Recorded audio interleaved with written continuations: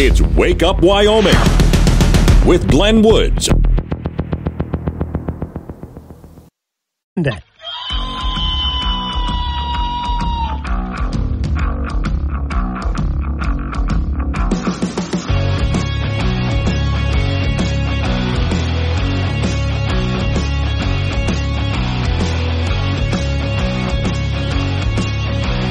.06 the time. It's Wake Up Wyoming. It is a Friday, and I'm glad you made it. Today's show is sponsored by whiskey-flavored cough syrup. Goes down just like, well, it's actually just whiskey. Yeah, and he says that like it's a bad thing, which I never really understood. Warning, this show contains reference to guns, liberty, limited government, low taxation, the cult of climate change, free thinking, cigar smoking, short people, rubber chickens, Karen's bureaucracy, liberal buzzwords, tour runs, traffic, toilets, terrible jokes, and more. No apologies will be issued. Guest callers may express any opinion they want without fear of being canceled.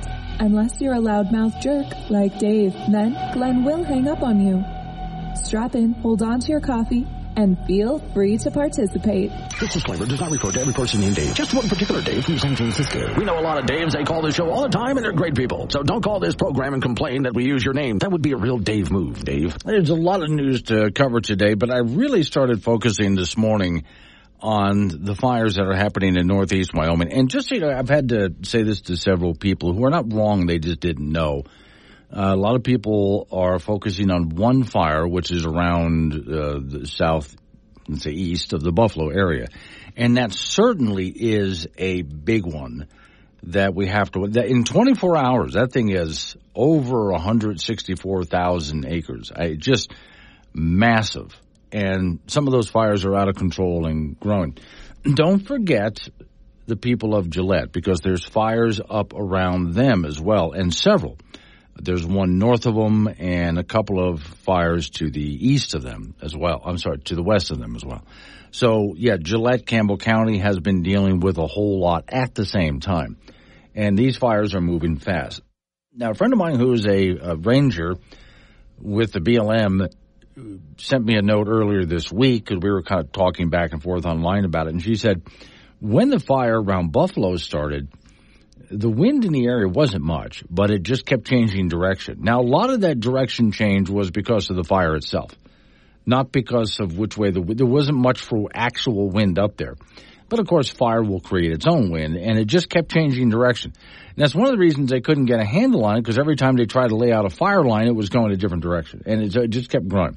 It also combined with another fire that was sort of down near KC, and that sucker just got really big. And, again, last I looked, it was over 164,000 acres that had been burned out in the area. Good news is nobody's been hurt. I haven't heard any numbers on any kind of livestock or anything like that. People are moving stuff out as fast as they can. Yes, some property has been burned down in the area, so a lot of that has happened. And people who live in the area have talked about just animals in general, pronghorn and so on, that live in the area that have been caught up in the fire and are now laying out there, having been burnt.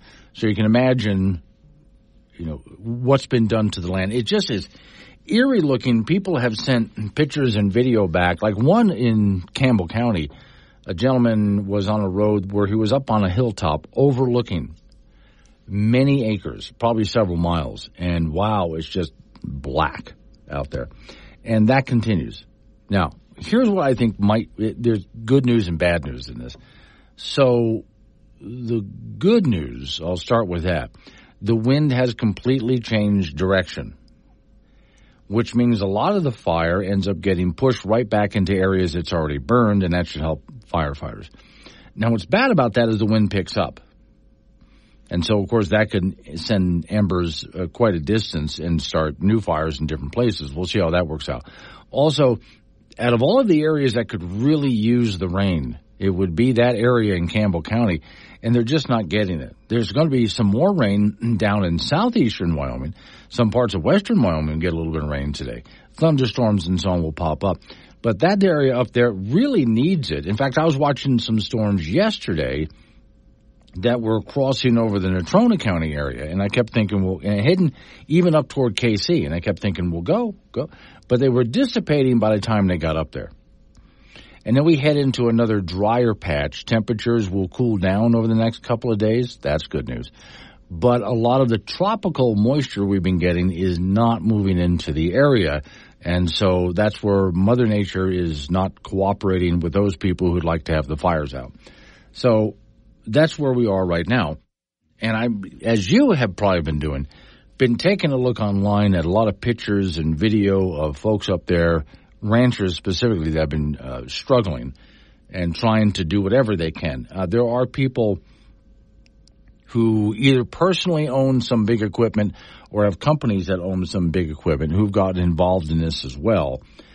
And I'm really impressed with at the Casper and Natrona County Airport. I told you guys a while ago, they had a little facility. It was a trailer, and they would bring in anywhere from 2 to 4 little airplanes. And those airplanes are like the crop duster kind, but they can be refitted to have tankers on them to go lay out some fire suppressant.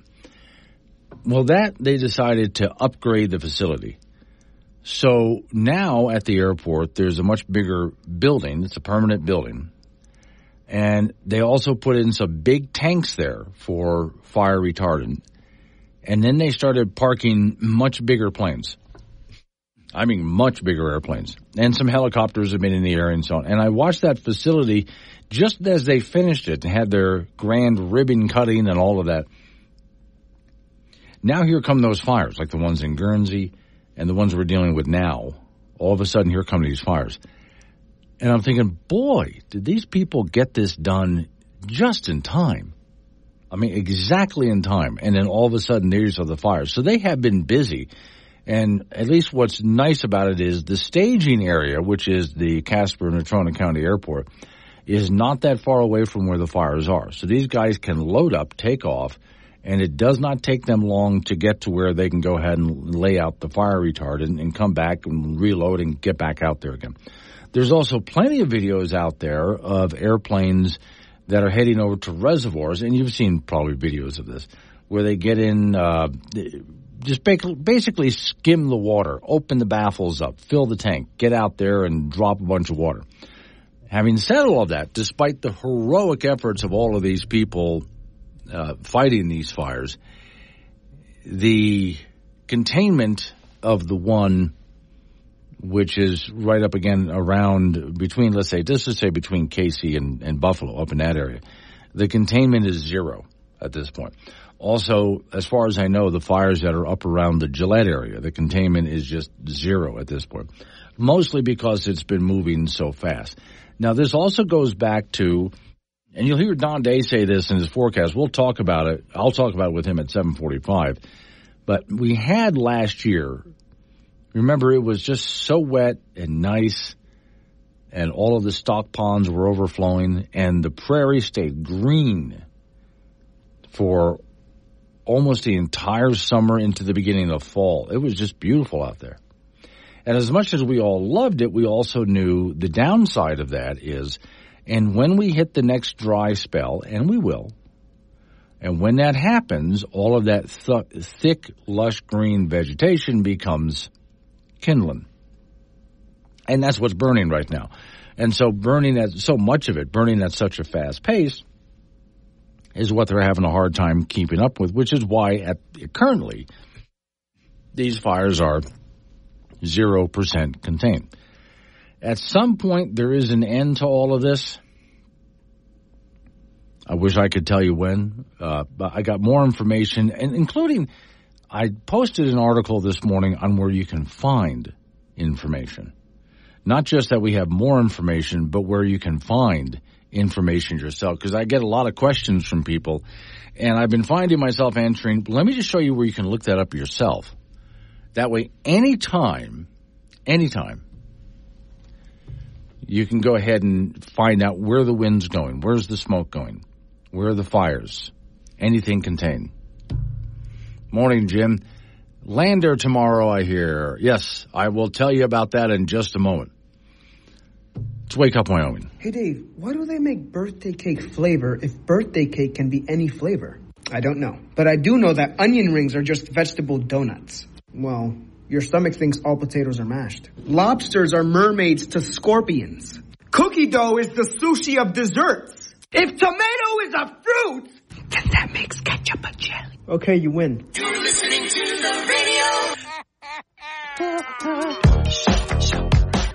Wake Up Wyoming with Glenn Woods. On air, online, and on the Wake Up Wyoming mobile app. Be part of the show at 888-97-WOODS. This is K2 Radio. I wouldn't be living as good of a life with ALS if it wasn't for MDA. MDA is helping people live stronger and love longer. Learn more at MDA.org today.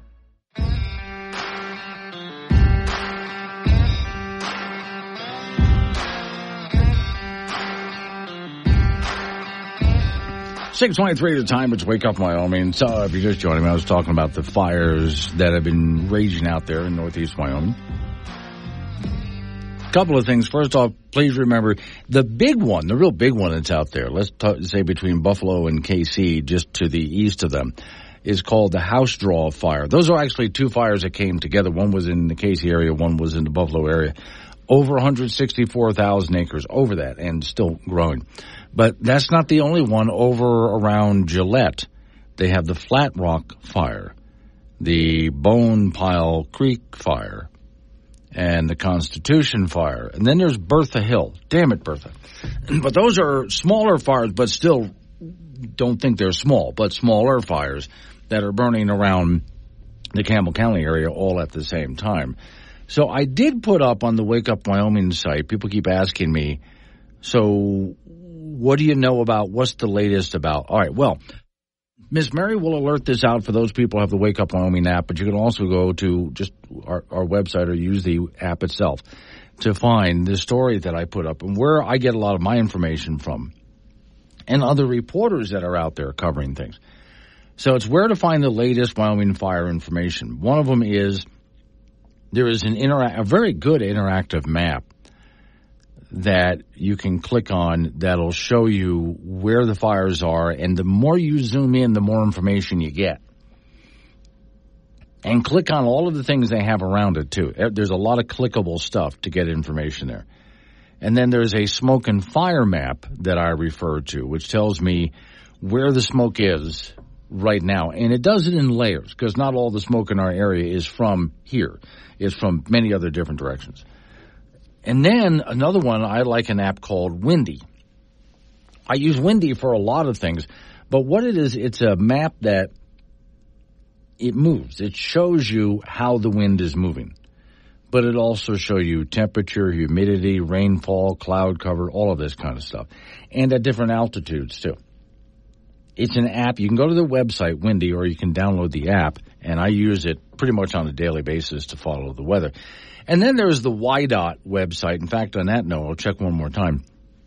This is whenever I tell you guys what's happening with roads out there, there's a YDOT website that shows you a map, and it's color-coded. The roads are color-coded to show you what's going on.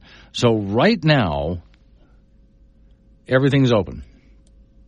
Now I'm just going to go in as far as, let's go down to Glendo. Oh, I see. That's road construction. Okay, there was a yellow marker around Glendo. It's road construction. Yesterday, between Buffalo and Gillette, I-90 was closed. But now it's open. And that was just smoke and fire. At one point, I-25 was closed, but between KC and Buffalo, but now it's open. So those are just some of the resources, and links to all of that are available in that story. So you can just go ahead and save those links. And then whenever you want to know what's the latest, what's the wind direction, what fire is burning, what's the containment of the fire, et cetera, that's where I'm going to get all this information that I'm passing on to you. Now, something that I.D. John said, and I've talked about this. In fact, John, I wrote about this. When we had that fire out near Guernsey, I had written an article when it was all over that as hard as that is for us to go through, these fires are actually a good thing and very necessary for our area. We hate having to go through it, but it's necessary. And you're right, John. This is what I wrote in the article. And as soon as everything that we're going through right now in northeast Wyoming calms down and is over, I'm going to post that article again just to remind people who might not be thinking about it. As hard as this is to go through, Wait until late spring. We get into next year, not early spring, late spring, and take a look at what happens to that area. Oh, it's going to be beautiful. I mean, absolutely beautiful. When all of this gets done burning out, it provides everything that the soil needs. And many of these plants, well, first off, dead plants are burned away. They're gone. It pumps not just a lot of CO2 into the air, which is necessary, but it pumps a lot of CO2 that was trapped into the ground, which is necessary. And other vital nutrients are released into the soil. And so when spring finally rolls around, and of course we had some winter wet come down and help it out, next spring, head out there late spring and take a look at what those burnt areas look like. It's just going to be absolutely stunning. So we have to go through this to get to the good that comes out of all of it. Coming up on some local news that we have to take care of after local news update on the weather forecast. You and I get back into it again. 888-97 Woods, the phone number. That's 888-97-WOODS. You can talk about what I'm talking about or change the subject. That's all fine by me. Don Day's extended forecast is at 6:45. At 7:45, we talk about the weekend weather, he and I live, and that includes what's happening with the fires. It's Wake Up Wyoming.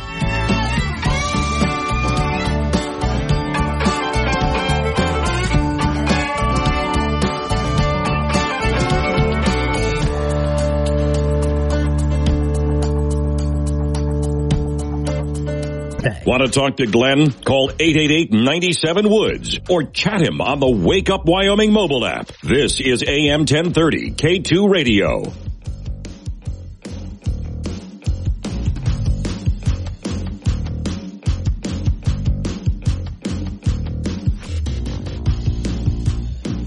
I'm sorry, I'm just looking something up here. Kool-Aid over in Riverton. Is Tokenie Pass open? Let's see what I'm looking at here. We're talking about roads open and closed. And you can go just to the YDOT. In fact, if you want to, Kool-Aid, there's the story that I have on the Wake Up Wyoming site this morning that includes the link that I use every single day. And see, road closed as of August 23rd. Estimated opening time is 2 hours. So they hope to open it soon. And this is Highway 28, and this is the one that goes from, it's also East 287, they call it. But it's the one that goes from, Jackson over to Du Bois, and that's closed right now. A good section of it, not the whole thing. And that, if what you meant was the pass between Jackson and Idaho, 22, is that what you were talking about? That is open. Yeah, okay, Jackson and Wilson. Okay, that's open. So that's just the latest. But, yeah, that YDOT map has a lot of changing information. We're just talking about what is open and closed right now because of forest fires and things like that. Oh, now here's something. So I hope I answered your question here, if you're which particular road you were looking at. So, okay, let's go back to fighting the fires in northern eastern Wyoming right now. Yeah, between KC and Buffalo is the big one.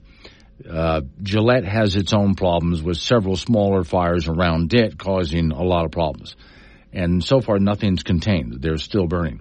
The wind is now blowing from the south, moving north. Hopefully that pushes a lot of the fire back onto what has already been burned, and that'll help firefighters. But we're not going to get a lot of rain, if any at all, up in that area. And so Don Day's extended forecast will take care of that. So they're going to have a busy weekend up there, in other words. All right. Something that I was really happy to see them do, and it came at just exactly the right time.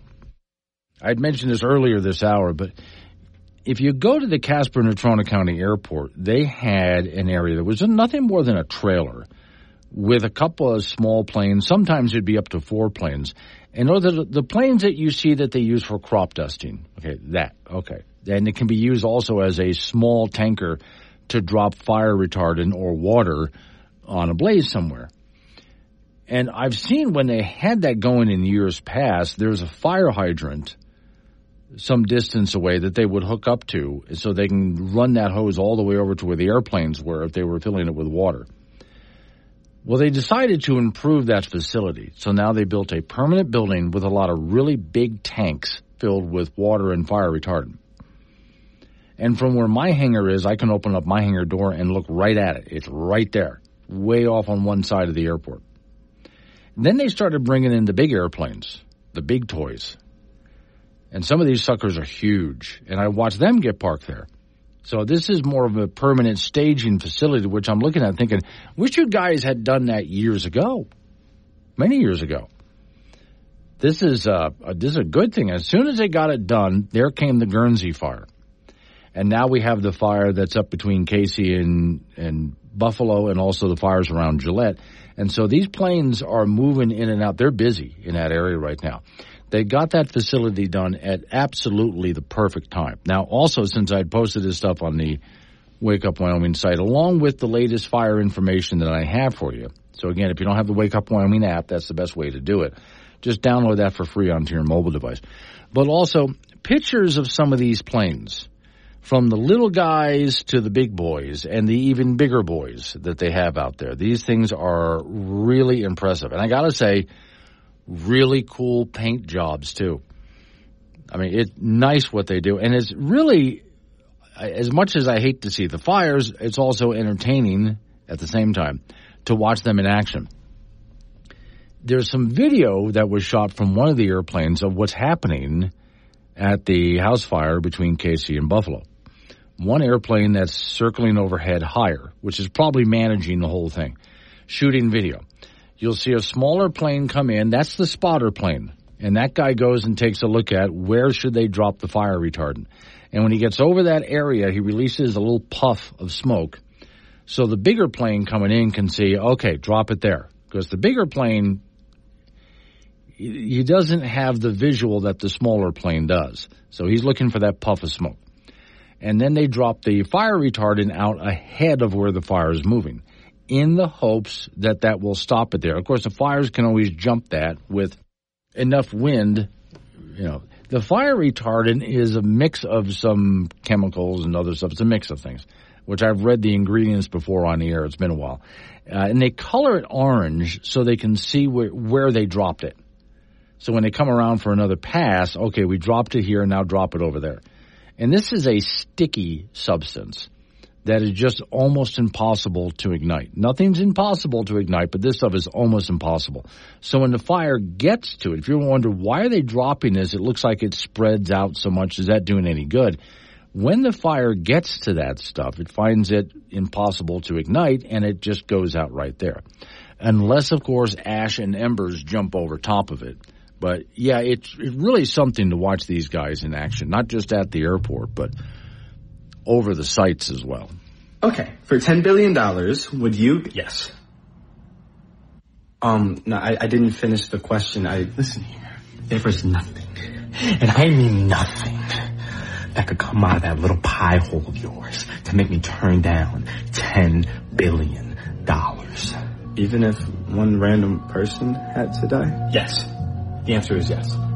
Okay, what if it was someone you knew? Yes, take my aunt, take my grandma. Hell, you could blow the block up. Can you even fathom how much money $10 billion is? Oh, it's just a hypothetical. And if it was a reality, I'd be first in line. Wake Up Wyoming goes anywhere you do with the Wake Up Wyoming app. Free download for Apple and Android. This is K2 Radio. 6:49 is the time. It's Wake Up Wyoming. It's a Friday. Glad you made it. Off to the icebox we go. Frank Gambino is waiting by. So, Frank, as you know, I like collecting really good signs. I know you do. Yeah. So here's I don't know why, but I know you do. Because they're funny. I like it when people make a point with a sense of humor. Okay. So we're going to go down south for these, right? Faith Assembly of God. Weekly service canceled. God is making house calls. Oh. Yeah, okay. Better email them just to make sure. Just to make sure, yeah. On this spot, 1st of April, 1780, nothing happened. Mm-hmm. Yeah, okay. Something will happen there. Eventually, someday. One time, I was in Ocala, Florida, which has a beautiful town square area, and I look way across the park in the middle, which is the square, right? on a building all the way on the other side, there's a big, heavy plaque. It looks like it's made of bronze or something. Mm-hmm. So I walked I fought traffic. I went through their park. I fought traffic again, got all the way to the other side. And when I walk up to this massive plaque, which was bronze, by the way, it said, on this date, nothing happened. And I'm like, they got you. Who spent that much money? It was totally worth it. I want to shake their hand. Yeah. They got you. All right, high school tennis today in Casper, Cheyenne South, and Sheridan will take on Kelly Walsh and the Trona. Then tomorrow, both the Casper teams will be in Cheyenne to meet East and Central. A number of golf tournaments on the high school level today: Lander, Pinedale, Sundance, and Wheatland. The Sundance one we'll see with all the smoke and fire up in the northeast part of the state. College football, the Wyoming Cowboys working away. They're a week and a day away from their season opener against Arizona State. So the Cowboys have been focusing on ASU. And right now, the Pokes are 6.5-point underdogs in the game. And you know what? Those first games, you just really never know. And Arizona State's got a lot of players to replace. And, Wyoming has some key replacements also. So, college football right around the corner. The Cowboys and Arizona State's next weekend. Major League Baseball, the Colorado Rockies lost to Washington 8-3. Brenton Doyle and Jacob Stallings homered for the Rockies. They're 47-81 on the year. They'll be at the New York Yankees tonight. Also back to football with the NFL. The Denver Broncos will host the Arizona Cardinals in a preseason game at 2:30. Bo Nix was named the Broncos starting quarterback, and he's the first rookie to take that position since 1983, and that was John Elway. Laramie's Frank Crum on the offensive line has been seeing some snaps from the Broncos. Can he make the 53-man roster? We'll see. He was an undrafted free agent and a superb athlete, so maybe he will. In junior college athletics, the Casper College volleyball team will be at the McCook tournament. They'll take on Otero. T-Birds are the defending Region 9 champions. The Casper College men's soccer team will play Utah State Eastern at 2:30 this afternoon at the Marine Field, and the women's soccer team will play Utah State Eastern at noon. The LCCC volleyball team out of Cheyenne will be in that McCook tournament today. They'll take on North Platte. The men's soccer team will be at Garden City, Kansas tomorrow, and the women's soccer team for the LCCC Golden Eagles, they'll be at Salt Lake City coming up tomorrow. That's it in sports. So you're going to like this next one here. Attention dog walkers. Attention. Yeah, pick up after your dogs. Thank you. Yeah. Attention dogs. Gur bark, woof. Woof, woof, bark, good dog. I guess that's their universal language. I would guess so, yeah. So the dogs understand, too. Although I wonder if in dog language that's actually saying your humans are supposed to pick up after you. Which their humans are getting better. Yes. They are. They are. Not perfect. Right. But better. Right.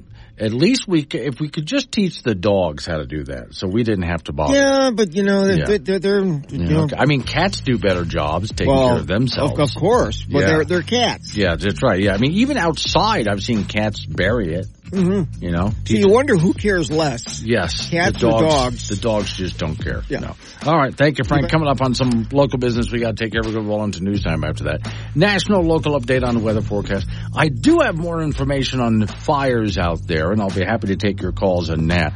Also, the closing of the Democrat convention, we'll touch on that too. It's a convention where really nothing happened, but you knew that. Let's wake up, Wyoming.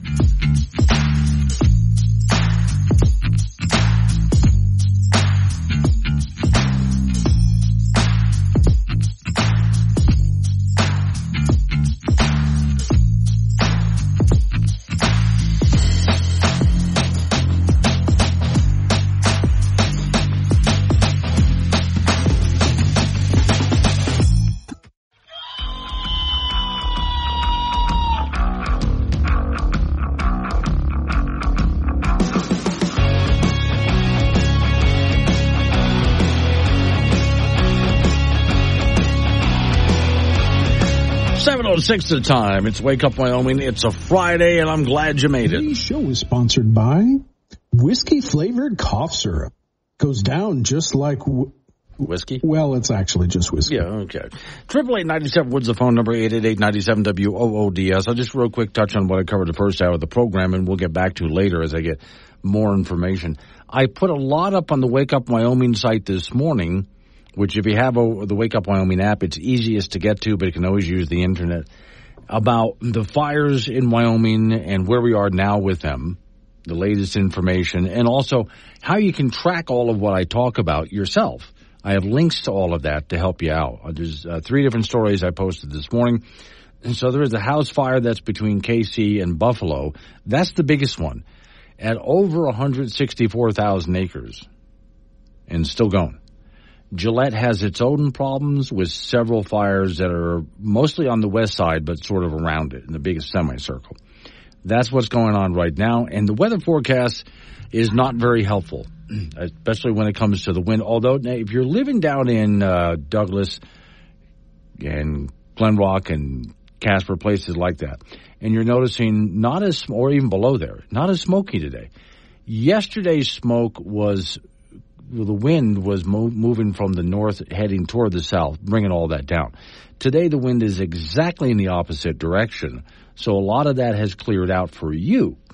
But if you drive just a little north and get up around KC and all of that, Gillette and Wright and, Moorcroft, yeah, you're really in the thick of it, because they're in the thick of it right now, too. All right. Couple of things. This one just for your own amusement. Headline. I just heard the story of this. I didn't know about this. I don't know how I missed this story, because it happened last year. They just sentenced this guy. A man who wanted to seize power struck the White House barrier with a pickup truck and kind of got stuck there. And so they arrested him. His brilliant plan was to bust through the gates of the White House and make his way through the White House to the Oval Office, where he wanted to kill the president and therefore seize power. And he was going to do it by any means necessary, and nobody was going to get in his way. Now, they just sentenced him. They're just discussing how long he's going to be in jail. The judge was thinking like 8 years. Mainly because this guy's just nuts, but also I would say stupid. Because if you think about it, I don't know why only 8 years, but okay. That part I don't know. So let's go ahead and just follow what he thinks is the logic of this. Let's say, for the fun of it, just for sake of argument, that he made it through the gate and actually made it all the way into the Oval Office and finished the task as he thought. Does that mean that all of a sudden everybody's going to say, well, gosh, I guess you're in charge now, and just do whatever he says? Don't think it works that way. What that means is he's not going to make it out of the White House alive, nor should he, no matter who the president is. So whatever they do with this guy, jail time, fine, but what kind of psychiatric institute can we put him in to study him for a very long time to figure out where this level of stupid comes from? I'd love to know. All right. When I got here this morning, on that ridiculously large television they put in my studio, of course it's showing the close of the Democrat convention last night.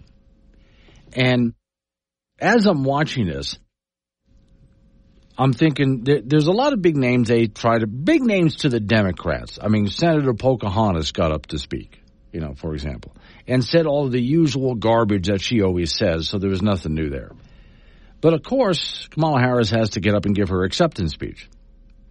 So while I was working this morning, I tuned in on occasion. I didn't listen to the thing all the way through, but I listened to most of it. While I was working, I kind of kept it in the background and paid attention to it.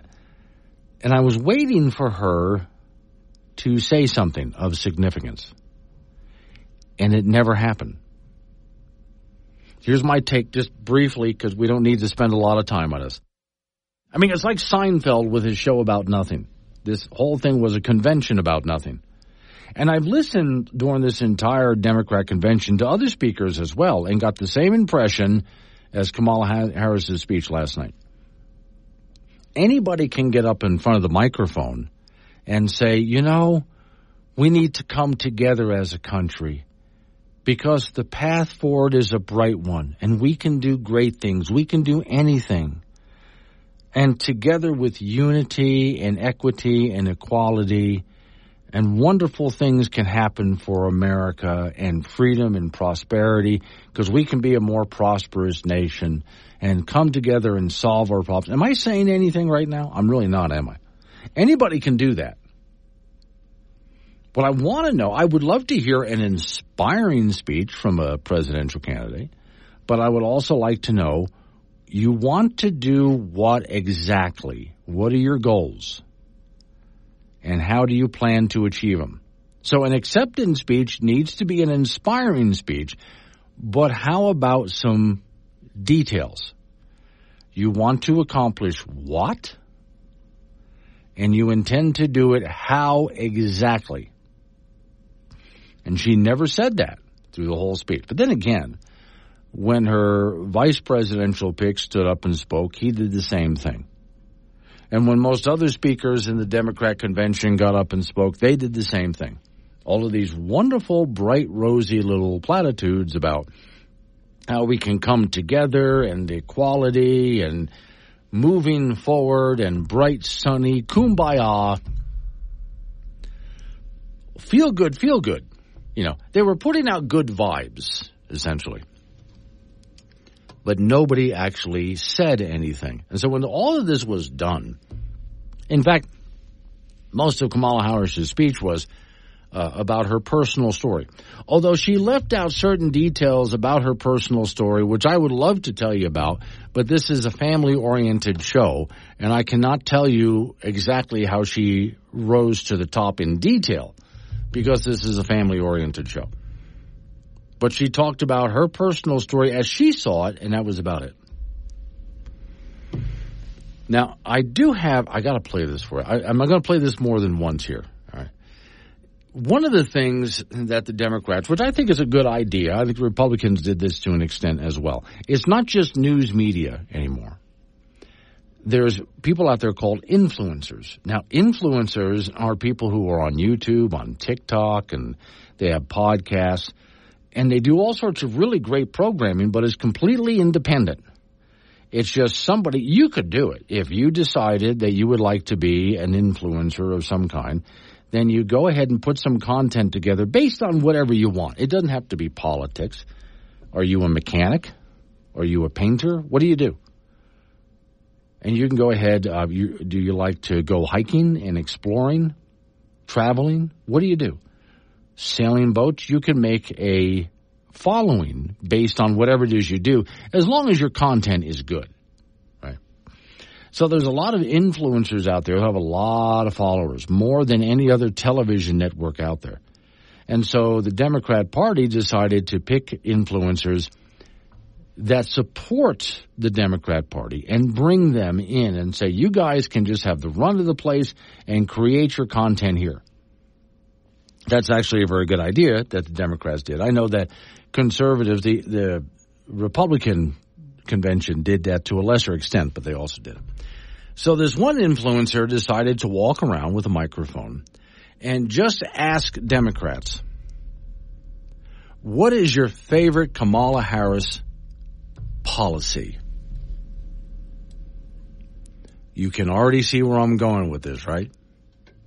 So we'll get to their answers next. You know, if you think about it, your belly button is basically just a scar that you got in a knife fight with a guy in a mask after being evicted from your first place.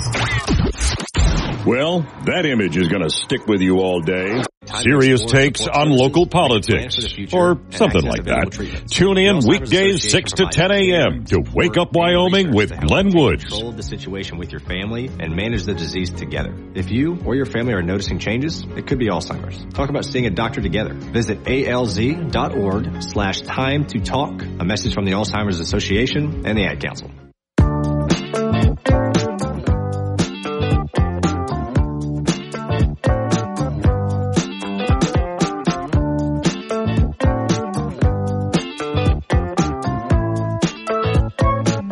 7:21's the time. It's Wake Up Wyoming. Morning, sheepdog. Let me see. Finding tax question results from last Tuesday. Might you know? No, I don't. I'm not sure what you're talking about. Unfortunately, sheepdog. If you can define that a little bit more for me, I'll see if I can help you out there. These are people who are texting me over the Wake Up Wyoming app. All right, real quick. Which you can do, by the way. Just open up the app and hit the chat option and send me notes, and I'll go ahead and take a look at whatever you're asking, and I answer people both texting back and on the air as well. So Democrat convention, they have a bunch of people they call influencers, which are people who are very popular on social media and YouTube and X, and which used to be Twitter, and also Facebook people, and on it goes, TikTok. And so they allowed the Democrats, did a lot of these people to come in and just go and do what they do, since they have such great followings. Again, the Republicans did this to a lesser extent. This young lady decided to walk around and just ask the question of people at the Democrat convention, what is your favorite Kamala Harris policy? Can you be up for a quick interview? Yes. Sure. Yes. What's your favorite policy of Kamala's? That's a hard one. What's your favorite policy of Kamala's? Her being president. That's your favorite policy position? Oh, yeah. How so? Because it covers everything that she defends. I'm really excited for her to restore reproductive rights across America. How do you think she'll go about doing that? I don't know. What a fun question. I don't know. I'm picking and choosing. I mean, I really like most of them. So you have to look at it broadly, right? It's about what she stands for right now. What's your favorite of Kamala's policies? I'm trying to think. Well, actually, more of like, what Waltz comes in. All of her policies, everything from I'm non-binary, and so all of the policies for basic human rights to have our own bodies and do with them as we please, Her willingness to move forward on affordable health care. How do you think she'll do that as president? I think she'll work to motivate the legislature to vote in favor of it. As her as a person, just tops out any policy. I really admire her. Great, thank you both so much. So you get even the guy who this is, of course, someone who doesn't have an answer, but he thinks he does. Well, she wants to, her policy to move forward. Now, moving forward doesn't mean anything. Whenever someone says moving forward, they naturally think it sounds good. But you can move forward to a bad place. So moving forward for affordable health care. Well, who doesn't want affordable health care? It's just a matter of how you think you want to get it done. For me, being more of a libertarian free market guy, the answer is, and the more government gets involved in health care, the more expensive it gets. So if you want affordable health care, you want to get government out of it. It's kind of like when government got involved in college to make it accessible and affordable for all, college became out of reach and more expensive than it's ever been. I mean, outrageously expensive.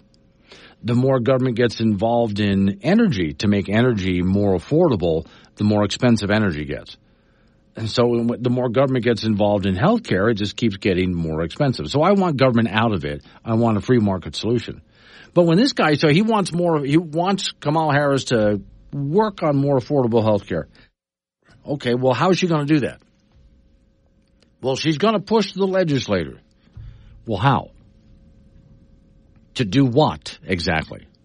Do you have an answer for that? And by the way, other presidents have pushed the legislator too and didn't get anywhere. Or if they did get anywhere, it just made health care more expensive. So what exactly is your plan here? I understand what he wants. He wants affordable health care. That's good. That's a good thing. What's the plan? Now, out of all of the other people that you heard there, did anybody have any idea what any of her policies really were? They could talk about what they would like her to do. Now, that's another thing I noticed. You can talk about what you would like the president to do, but that doesn't mean that that's what that person is going to do. So these people have no idea what she stands for at all. They have no idea what her policies are at all. And when I listened to her acceptance speech last night, I didn't hear anything on any policies at all. So what exactly are they voting for here? Remember when I said that Obama ran, and this was actually a really smart move to attract voters like that. Obama ran on hope and change and moving forward. And that sounds wonderful to people like that. They want to vote for hope. Who doesn't want hope? And when you say vote for change, they imagine what change would be like that would be good change. See, it's a feel-good thing. But they have no specifics on that. And moving forward to where exactly? So you see, once again, Obama wasn't actually saying anything. Those were all empty platitudes, which is what Harris has done this entire time, what the entire Democrat convention was. So there you heard just a whole bunch of people, and there were more in that interview, where they were just asked, what are your favorite policies of her, and they don't know. But, it's just, a couple of them answered, it's just because it's Kamala, it's her. I like that one guy who said, I like her being president. Well, that's not a policy. What specifically do you think she's going to tell me a policy? He doesn't know. So what do you think these folks are actually voting for? A feeling? Now, I can go with that. Something is making them feel good, and so they're going to vote for that. But they don't know what that means because they haven't put any actual thought into it. I would much rather vote for someone who has some ideas that I agree with, by the way, and they can tell me exactly how they're going to try to implement those ideas. You want to bring down inflation? Sounds great. How? You want to make healthcare more affordable? I think that's a fantastic idea. What's your idea? What do you want to do? Let's see if I agree with it or not. And if I think you have good ideas and are capable of implementing those ideas, you might just go ahead and get my vote. But I'm not going to vote for someone just because, well, they make me feel good. And I hope that they will get us to move forward and et cetera, empty words, empty platitudes. That's what they're voting for there. That's what the Democrat convention was. DJ and Gillette. James O'Keefe at DNC. I would love to see that. Coming up on some local business that we have to talk about. That's news time after news, update on the weather forecast. Then we're going to roll into, a little more you and me. But now Don Day is coming up with a weather forecast, and we'll talk more about the fires, too, with him. That's at 7:45. So for those people, especially those up in northeast Wyoming, there's other fires in Wyoming, but the big ones are in northeast Wyoming. You'll want to pay attention at 7:45 when I have Don Day on, because that's going to tell you a lot about what you're going to be going through this weekend. Morning, Jeff. He's in Casper, DJ's in Gillette. Let's Wake Up Wyoming.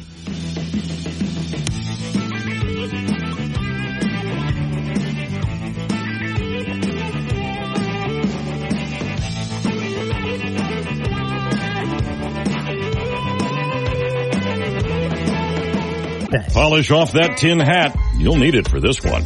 Wake Up Wyoming with Glenn Woods. Available on demand on the Wake Up Wyoming app.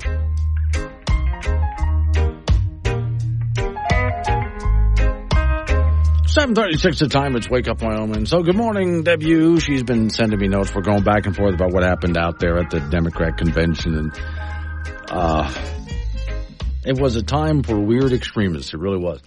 All right, so let's get back here into the state of Wyoming real quick. You've heard, of course, cryptocurrency. And Wyoming was the first, not just state, but anywhere on the planet that opened up for cryptocurrency. An alternate currency. For those who worry about the collapse of the dollar, I'm one of those. Here's an idea of an online currency that gets around all government currencies. And it's actually some very good ideas there, which I really like. However, I know it's going to have a lot of growing pains. Still, Wyoming is the first place to have cryptocurrency rules and laws and a bank. Now, when you think of cryptocurrency, it's nothing that you can hold in your hand. It doesn't exist. It's online money only. And it's had its problems, but again, it's just getting started. Wyoming gears up to be the first state to issue its own cryptocurrency. That was a little surprise to me, but okay, story from Cowboy State Daily. Wyoming is moving swiftly toward becoming the first state to offer a state-backed cryptocurrency, Governor Mark Gordon said Thursday at a Jackson Tech conference unveiling innovations in the digital financial sector. So again, Wyoming is not just the first state and it leading the way, but in many cases, first place on the planet to do it. While issuing what is known as a stable token or stable coin is not technologically difficult. Getting the policy structure around that digital asset just right is the tricky part, the governor said. Quote, we want to do it right. We want to find the right methodology to be able to implement it. We've done a lot of that work. Now, the other thing I wonder about is cryptocurrency, the idea of Wyoming having its own Wyoming cryptocurrency. They can certainly do that. However, the idea mainly behind cryptocurrency was independent of all government.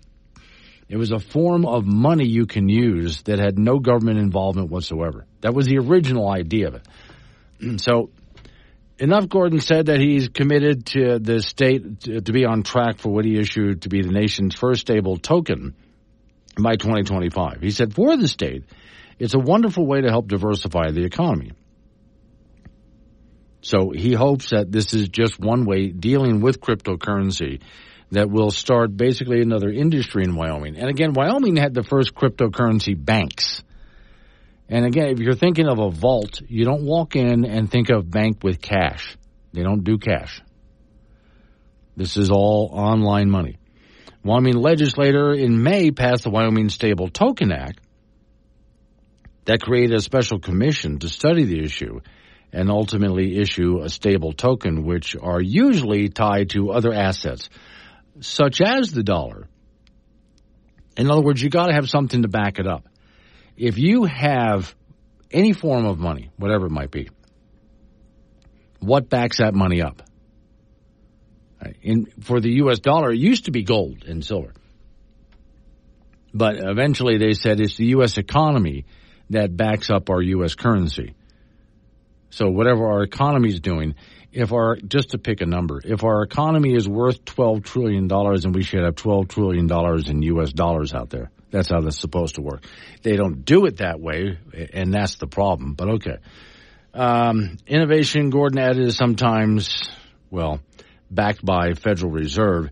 So this was the time before 2008 when capitalism was really important, he said, and meant failure could happen with the U.S. I wonder if the dollar doesn't work, then what happens with this currency? Not everyone in the state, the story says, is convinced stable tokens offer enough reward to go with the risks.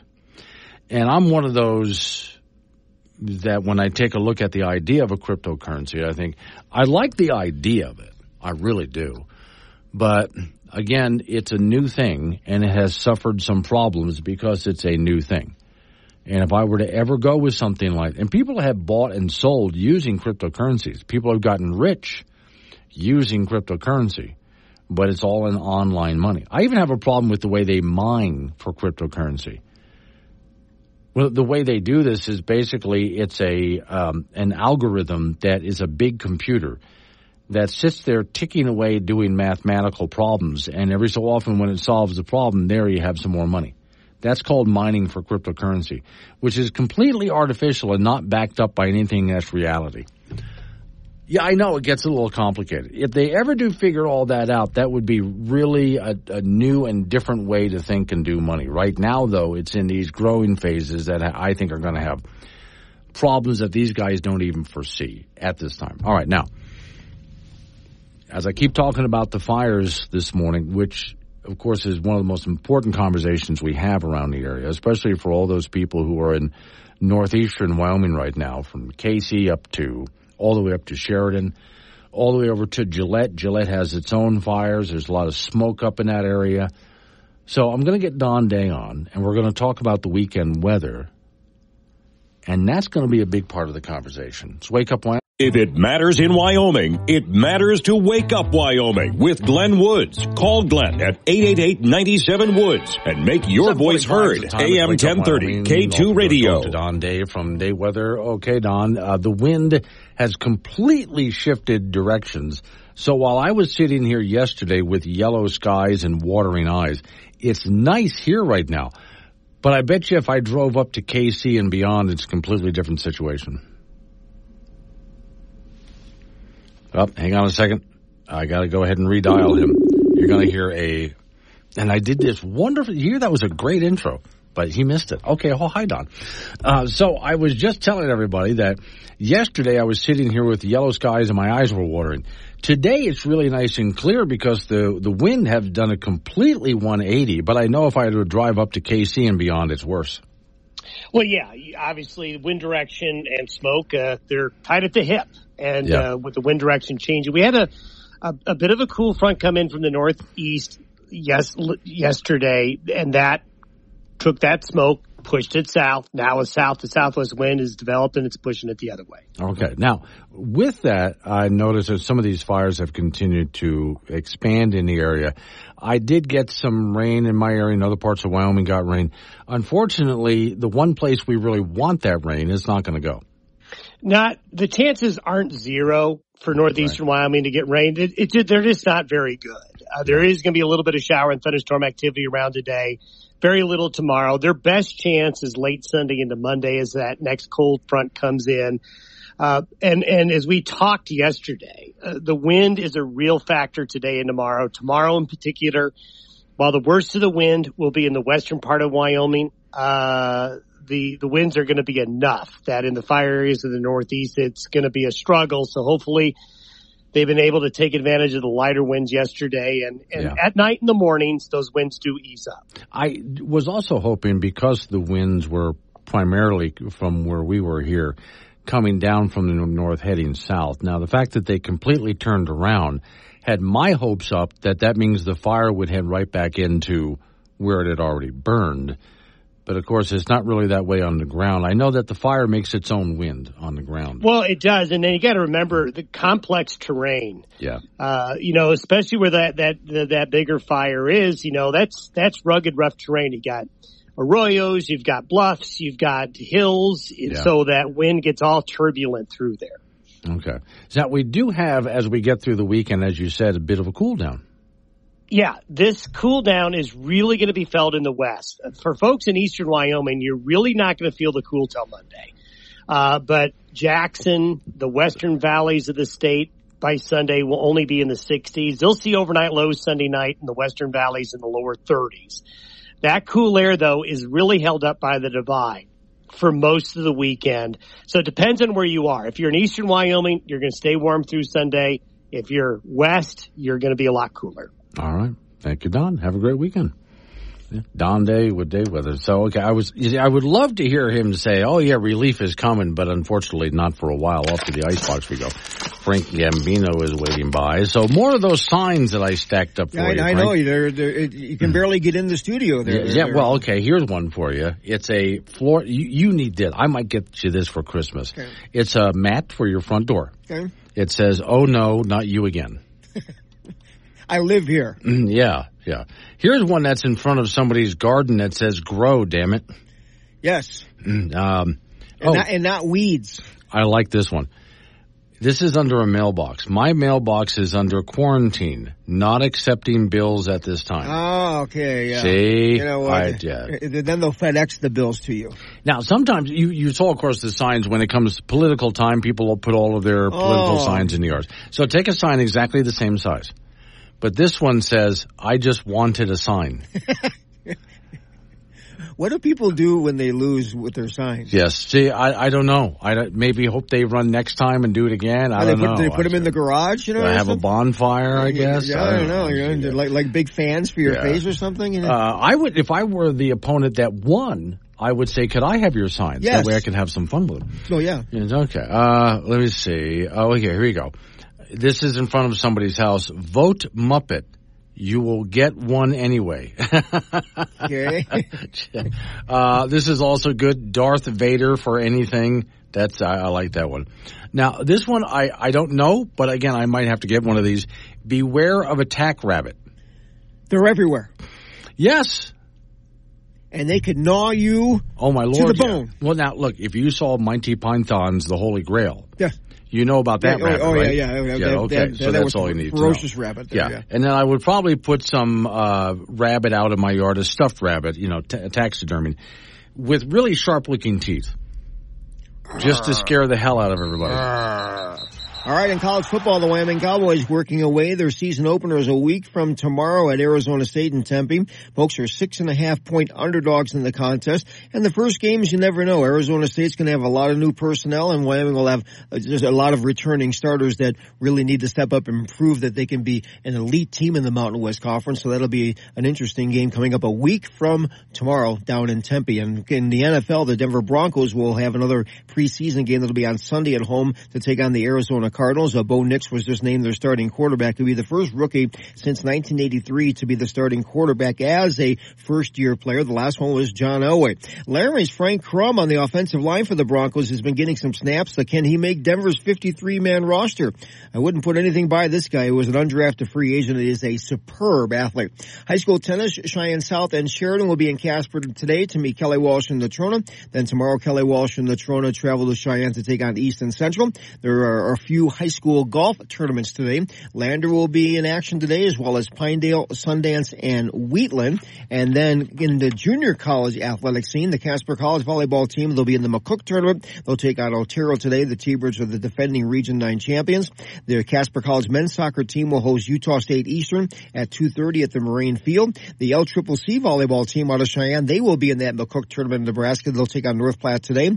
Their men's soccer team will be at Garden City, Kansas tomorrow. And the L-Trip women's soccer team, they'll be at Salt Lake City tomorrow. And that's it in sports. So where are you going this weekend? I'm going to go actually to Lander this morning. I'm leaving here pretty soon because I'm going to go to a golf tournament over there. Saturday, I'm not exactly sure. Yeah. This may be one of the last free weekends that I would have, you know. And then after that, it's ready. Gentlemen and ladies and gentlemen, start your engines. You can just stay in Lander and continue to play golf. I would love that. The reason I say that is a friend of mine and also my flight instructor called me and said, hey, I got this going on in Lander this weekend. You want to come? Oh. So we get up on Saturday morning, and we're going to get in his plane and fly out, and then we'll come back on Sunday. I would love for one of these days, one of my trips that I got to go on, is that you fly me there. We can arrange that. And I'm going to direct you to where the high school is. Yes. Just land on the street somewhere, and I'll walk over to the game. But make sure you don't leave. Okay. Because you can't leave without me. What do you want me just to sort of circle the area? Well, I mean, you can go somewhere else. Okay. I mean, and then say, in about 3 hours, I'll meet you here on the road. Did you want me to land there, or could I get you a parachute? No, I'd rather you land. Oh, okay. And then I'll find my own ground transportation. Because to have the Gambino land in the middle of the field by parachute, I mean, would really get a whole lot of attention. Yeah, not the attention that I would particularly want. I'll get attention from the ambulance. And the police that show up at the same time. What were you doing, dude? All right. Thank you, Frank. Now, we're coming up on some local business I got to take care of, and we're going to roll into news time after that. Now, I do have information that will update everybody about the fires that are going on, because that really is important. But I also have other regular news stories that I'll get with you on, and it's open phones. So 888-97 Woods the phone number. That's 888-97-WOODS. You can talk about what I'm talking about. Change the subject however you want to play. That's fine by me. Or if you download the Wake Up Wyoming app, which is free at your app store, hit the chat option and send me a text message, and I'll go ahead and answer you back that way. I text with people the whole morning while I'm on here. It's Wake Up Wyoming.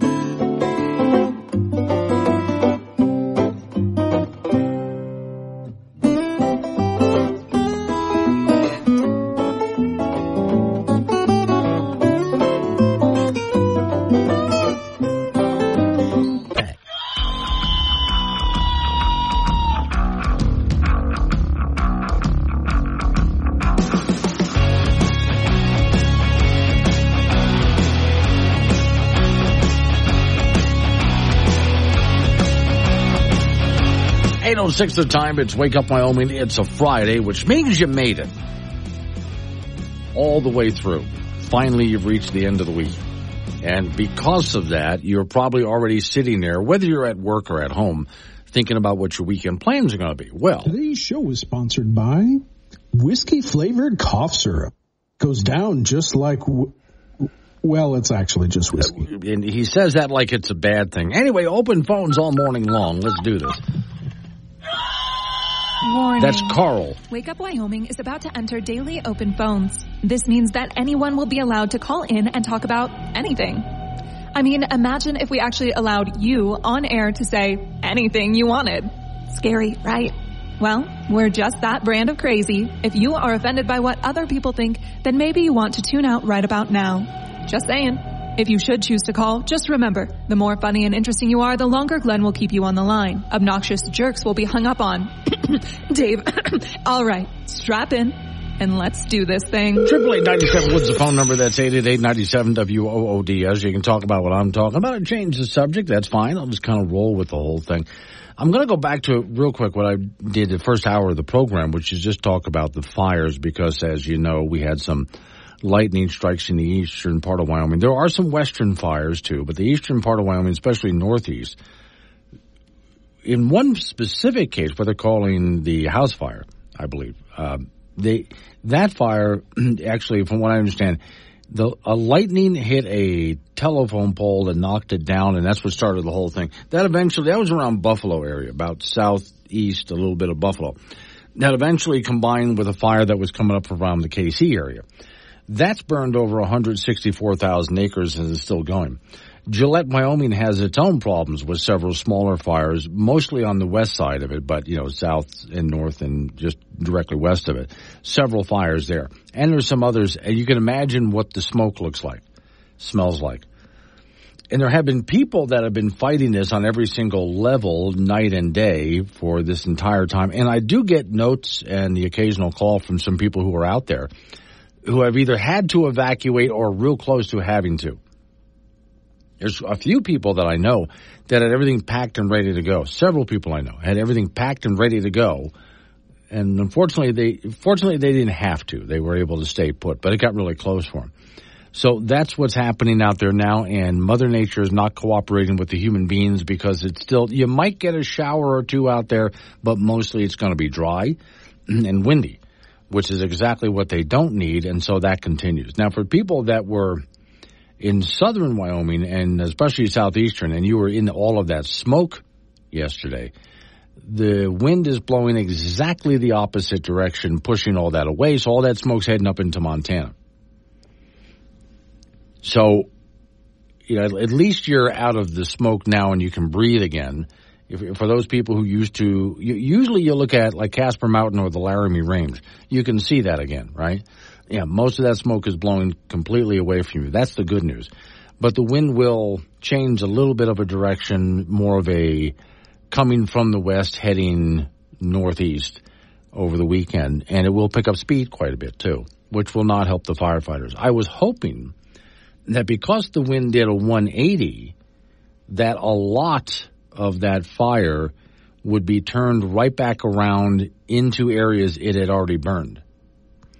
We'll see if that works out. That would help the firefighters immensely, but that's all I know at this point. Now, I did put up, in fact, I'm going to go take a look at it now to help you out. If you don't have the Wake Up Wyoming app, it's free at your app store to download, or you can just go online just to wakeupwyoming.com, and I have some stories here this morning. First off, an extensive story about the eastern Wyoming fires, out of control, still growing. Also, for those people who are wondering where to find a lot of the information that I go through and other people that are in the news media find, if you want to know what's the wind doing, what are the fires doing, how big did it get, is anything under control? And by the way, right now, nothing's under control, zero containment. And so if you want to know all of that, I included a story with all of the links that I use when I go searching for information. So you can go ahead and use that. And whenever you have a question, what's going on now, including one site that I use, and you can look this up as an app or as a website. It's called Windy. I use it several times a day, and it's a app that shows me what the wind is doing. And also I can look at cloud cover, rainfall, moisture in the air, winds aloft. I mean, on and on it goes. But mostly the way it presents it is a visual presentation. You can look at the numbers too, but you can get a visual presentation so you can see what the wind's doing, what the rain's doing, what the smoke is doing, all of that. I also have a link to not just a fire map, but a smoke and fire map. So you can see where the smoke is, where the fires are, how much is extended out. So what I do is I put one story together with all of those resources, so at any time you have a question, what's going on right now, you can go back to that stuff. All right. Back I go to the regular news. But you can change the subject at any time. 888-97-WOODS, that's 888-97-WOODS. Did you notice during this, for those who might have been paying attention at all to the Democrat convention, they really didn't talk a whole lot about climate change. So put on your respirator and let's fix that generator. And while we're out, we'll mend our fences too. See, I'm not afraid of dying, just got reasons for surviving. I want one more day in the apocalypse with you. And by the way, there will be those who will say, see these fires here, this is all because of climate change. No, that's just prairies. That's what prairies do. They burn every so often. That's it. It's always been that way. Nothing new and nothing unusual is happening. But in watching what I did of the Democrat convention, we're supposed to have just a few years left here. Remember the prediction a while back that we have 12 years or we're going to reach a tipping point and we're done. Now, I'm trying to remember how many years left, 6 or 8 or something like that. It's been a while. We've reached several other tipping points. Al Gore gave us a 10-year tipping point, and we're well past that. And we're still here. We haven't reached any tipping. Many other tipping points have been predicted that have come and gone, and they keep kicking the can down the road. Well, if it's that close, if it's an apocalypse, we don't have long to go. Whatever the date is, and there's many different dates out there, then why did we have an entire Democrat convention and they didn't really touch on this topic at all? It was mentioned a few times. Headline I have, Harris-Walz push climate science. Why Democrats are so quiet about climate change right now. See, the Dem Party leaderships appear to have calculated that the so-called climate science is the safest strategy. Well, the Democrats out there that are in the audience, they already believe all of this stuff. But again, if this is a priority, why wasn't this the number one issue? So the story I have in front of me here says, Vice President Kamala Harris and other Democrats have not made a single significant mention of climate change or environmental issues in any of the speeches that were given during the entire convention. It may be too early to draw conclusions, says the author, but given that Harris is scheduled to deliver her acceptance speech, and she did.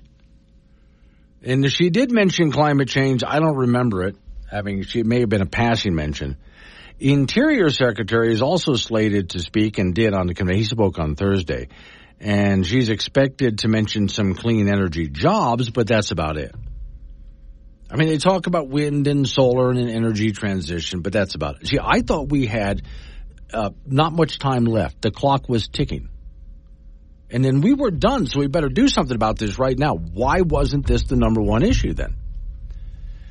Story says many major environmental groups, for their part, aren't pressing Harris to spell out whether she's going to further the Biden limiting planet warming emissions, et cetera. So where are all of the environmental groups? I mean, we saw people who are pro-Palestine, anti-Israel out there protesting, and that kind of fizzled out, by the way. I was wondering if that was going to get bad, but that just kind of fizzled out. There was some pushing and shoving, and that was about it. Where were the climate protesters? Where was Extinction Rebellion? And all the other doomsday cults out there. If this is such a big, important issue, you would think. For that matter, let's go back to the Republican convention. Where were these protesters there? You would think they would be out in front of the Republican convention yelling and screaming and demanding something be done because we don't have long left, and it's over. We're dead, according to them. I didn't hear it. Did you? Okay. And I waited. I didn't hear a thing.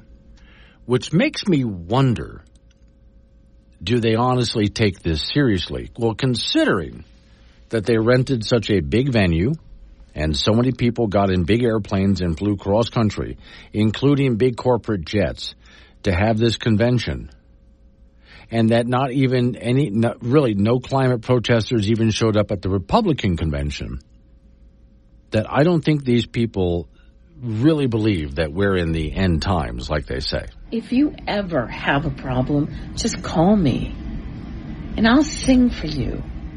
And you'll realize that, compared to my singing, your problem ain't that bad. Got something to say? Call 888-97-WOODS or chat with Glenn on the Wake Up Wyoming mobile app from K2 Radio. 8:22 is the time. It's Wake Up Wyoming. Okay, I got other news for you, but I wanted to finish this one up here. I noticed throughout the entire Democrat convention, there really wasn't any conversation about climate change. It was mentioned a couple of times, but it was really not a big deal. One of the stories I have in front of me here, even though the Harris campaign walked back a previous support of a fracking ban. Remember, she wanted to ban fracking. Now she says, oh, no, I'm not going to ban fracking. Well, no, hold on. This was supposed to be a big deal. We're talking about the end of the world here. Why would you walk that back? There's also a slew of other environmental organizations opposed to her fracking endorsement in her candidacy. The campaign, the story says, apparent strategy of not focusing on climate change suggests that Democrats see talking about the environment as a lose-lose proposition for this election cycle. Now again, how can that be? The end is nigh. We keep getting told we have just a few years left. We better get this done. So how in this election cycle do you put that issue on the back burner? Quote, they know what she's going to do. There's no upside to talking about it, said a senior legal fellow at an Energy Environmental Legislative Institute. He said, keep in mind, I believe it was July of 2022, the New York Times ran a poll reporting that only 1% of voters prioritized the climate. Back up, let's do that again. According to a New York Times survey, only 1% of the voters out there prioritize climate change as a huge issue. So it's a loser issue, and they can't afford to lose Pennsylvania. So they don't want to talk about climate change. So when you talk about climate change, then you have to talk about fracking. Then you have to talk about, well, what are we going to do to keep it? Because, look, people want their electricity on in their home, and they want it affordable. People want to be able to drive a car to work and have affordable energy to do it and not be told what they're going to drive. They want to make their own choices about that. All right, we're reading on. Democrat Washington Governor Jay Inslee, who was pursued one of the most aggressive state-level climate change agendas in his tenure as governor, recently told the New York Times that he doesn't think Harris needs to leverage her climate record on the campaign trail. Now, again, why not? The end is nigh. It's any time now. It's over for us. We're reaching a tipping point. Moreover, the story says the political wings of three green groups, the League of Conservation Voters, Climate Power, and Environmental Defense Fund, are spending $55 million on swing advertisements to boost Harris. But the first three ads recently released do not actually address climate change. So even climate activist groups that are running commercials supporting Harris don't mention climate change. But I have to ask again, but why not? The end is nigh. We have just a few years left and we reach a tipping point, and then after that it's all downhill. Why aren't they in a panic about this? The ads, the story says, back into the subject of green energy, maybe a little bit of that, but that's about it. So this approach is different than the one Harris used during her first run for president in the 2020 cycle, in which Harris attempted to outflank any Democrat opponents on by endorsing carbon taxes and fracking bans and not using red meat anymore and no more plastic straws and et cetera, et cetera. Oh, on that note, to wrap this up, I think you'll like this.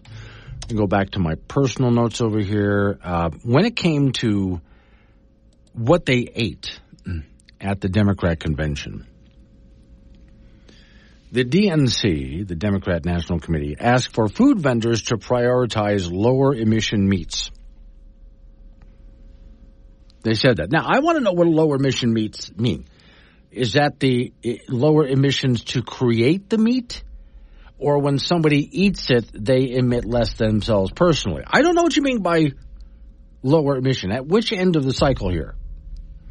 Because I know some meats that don't have much of a carbon footprint, but oh my God, after you get done eating it, there's a lot of methane. All right, so the DNC's, I love this, the DNC sustainability guidance See, have to throw that in. For food vendors serving customers at the convention in Chicago, suggested that they should offer low emissions menu, whatever the hell that means, including plant-based options to prioritize chicken when possible because of what they say is a lower carbon intensity. Environmental activists and institutions like the United Nations have consistently asserted that reforming agriculture is something that we must do. In the meantime, I have a story here. Beyond Meat, that fake hamburger meat, sales have plummeted. But all right. Beef is considered to be by far the most carbon intensive to produce, they say. Guidance is not binding on anyone at the DNC. So I wondered when they were... additionally, the DNC recommended the purchase of renewable energy certificates or credits. So when they're cooking food, make sure you bought your carbon credits because you have to virtue signal. Now, what does that stuff actually mean or do? Nothing, really. And I would love to see, I didn't check it out, but I would love to see those people who were walking around the Democrat convention when they wanted something to eat, where did they go? Because they could eat on site or they could go somewhere else. And what did they order? I bet you there was not a whole lot of tofu served. I wonder, probably a few vegan meals out there, but how many? How many out there were just eating meat? I would bet a whole lot. I would just love to have followed them around to find out how did you get here, by what mode of transportation, you climate hypocrite. What did you eat? And et cetera, et cetera. And for those who are anti-capitalist, let's talk about your credit cards and debit cards and your iPads and your iPhones and your cell phones and et cetera, et cetera. Those who hate oil, let's see how many products you have that are made with petroleum. Just want to follow you guys around. And where was the priority for climate change? It did not exist at this convention. And yet we have just a few years to go. It should have been the number one issue if they really believe what they're saying. Coming up on 8:30, local news coming your way after a local news update on the weather forecast. I got a whole list of other subjects. You can interrupt me if you want. 888-97 Woods. Wake up, Wyoming.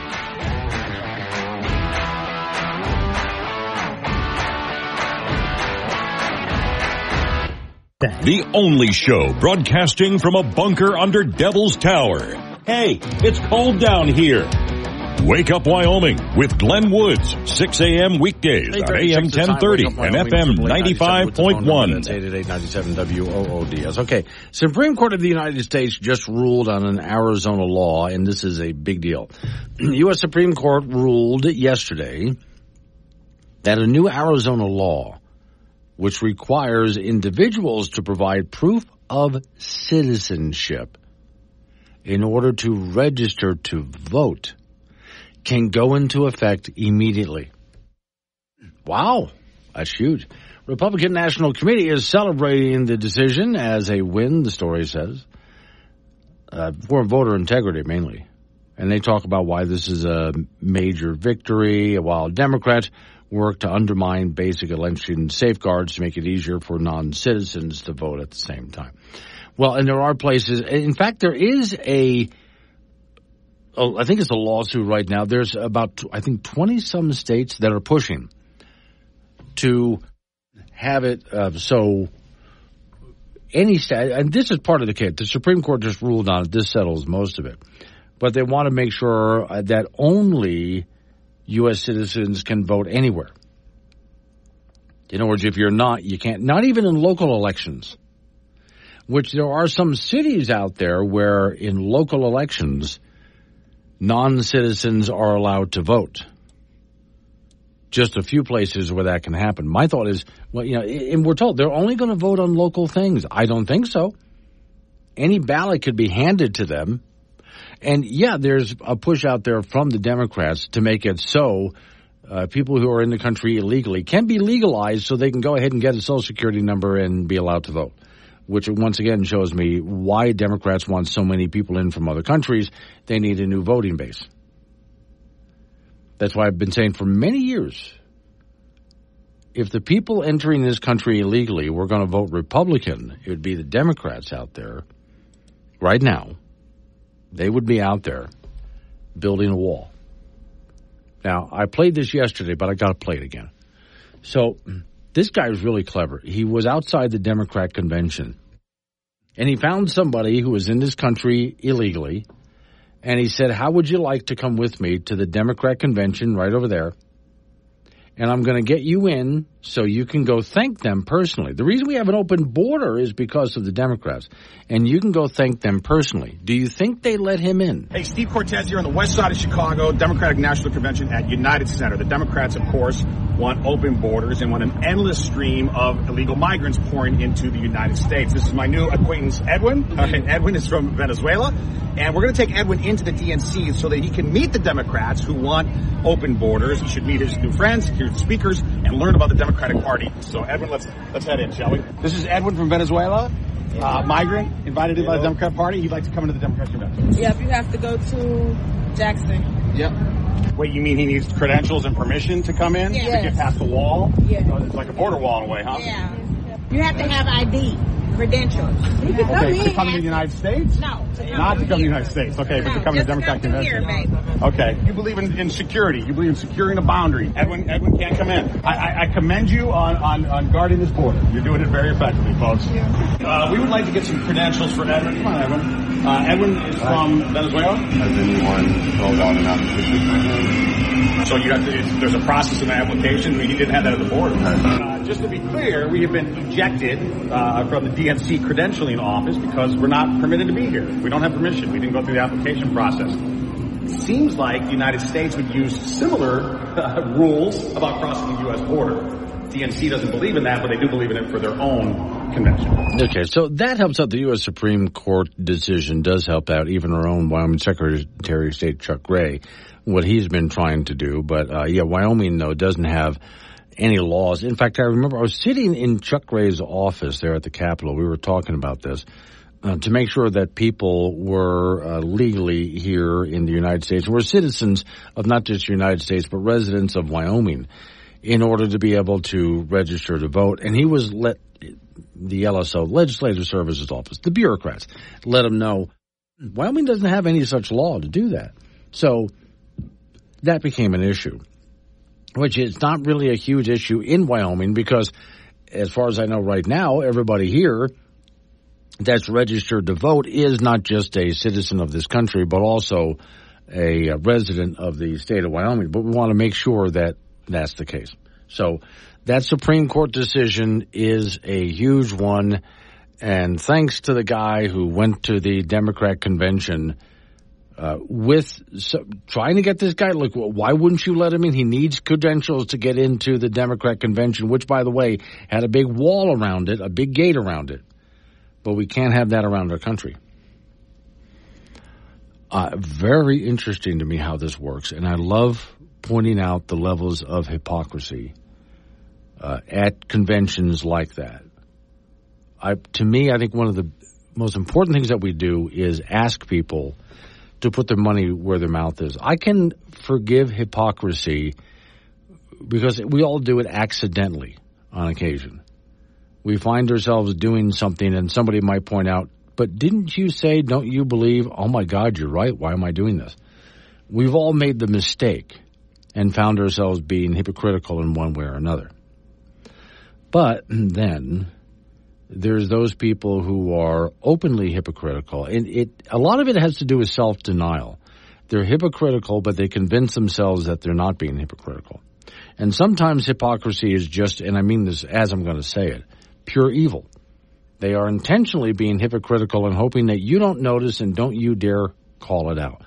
Don't you dare point it out. Which is why, as we close off the Democrat convention, one of the things I've enjoyed the entire time that it was going was just pointing out the multiple levels of hypocrisy that were going on. And that includes how they got there, what they ate while they were there, how many petroleum products were being used. They really never fought for climate change while they were there. not allowing people in unless they had background checks and ID, unapproved people not allowed in. I mean, the list goes on and on and on. And a lot of things that they said that were not just what they did, that were hypocritical as well. I think one of the best ways that you can get a good judge of a person's character, which is important, is to watch what they say as compared to what they do. Even the fact that we had speeches by Michelle Obama about a speech of hers included a talk about income inequality. Says the woman who has multiple mega mansions and flies around on corporate jets and, limousines and SUVs and all of that, and yet she wants to lecture us on income inequality. And her husband, Barack, who said, at some point, I believe you've made enough money, and yet they are worth how much? And they continue to make more.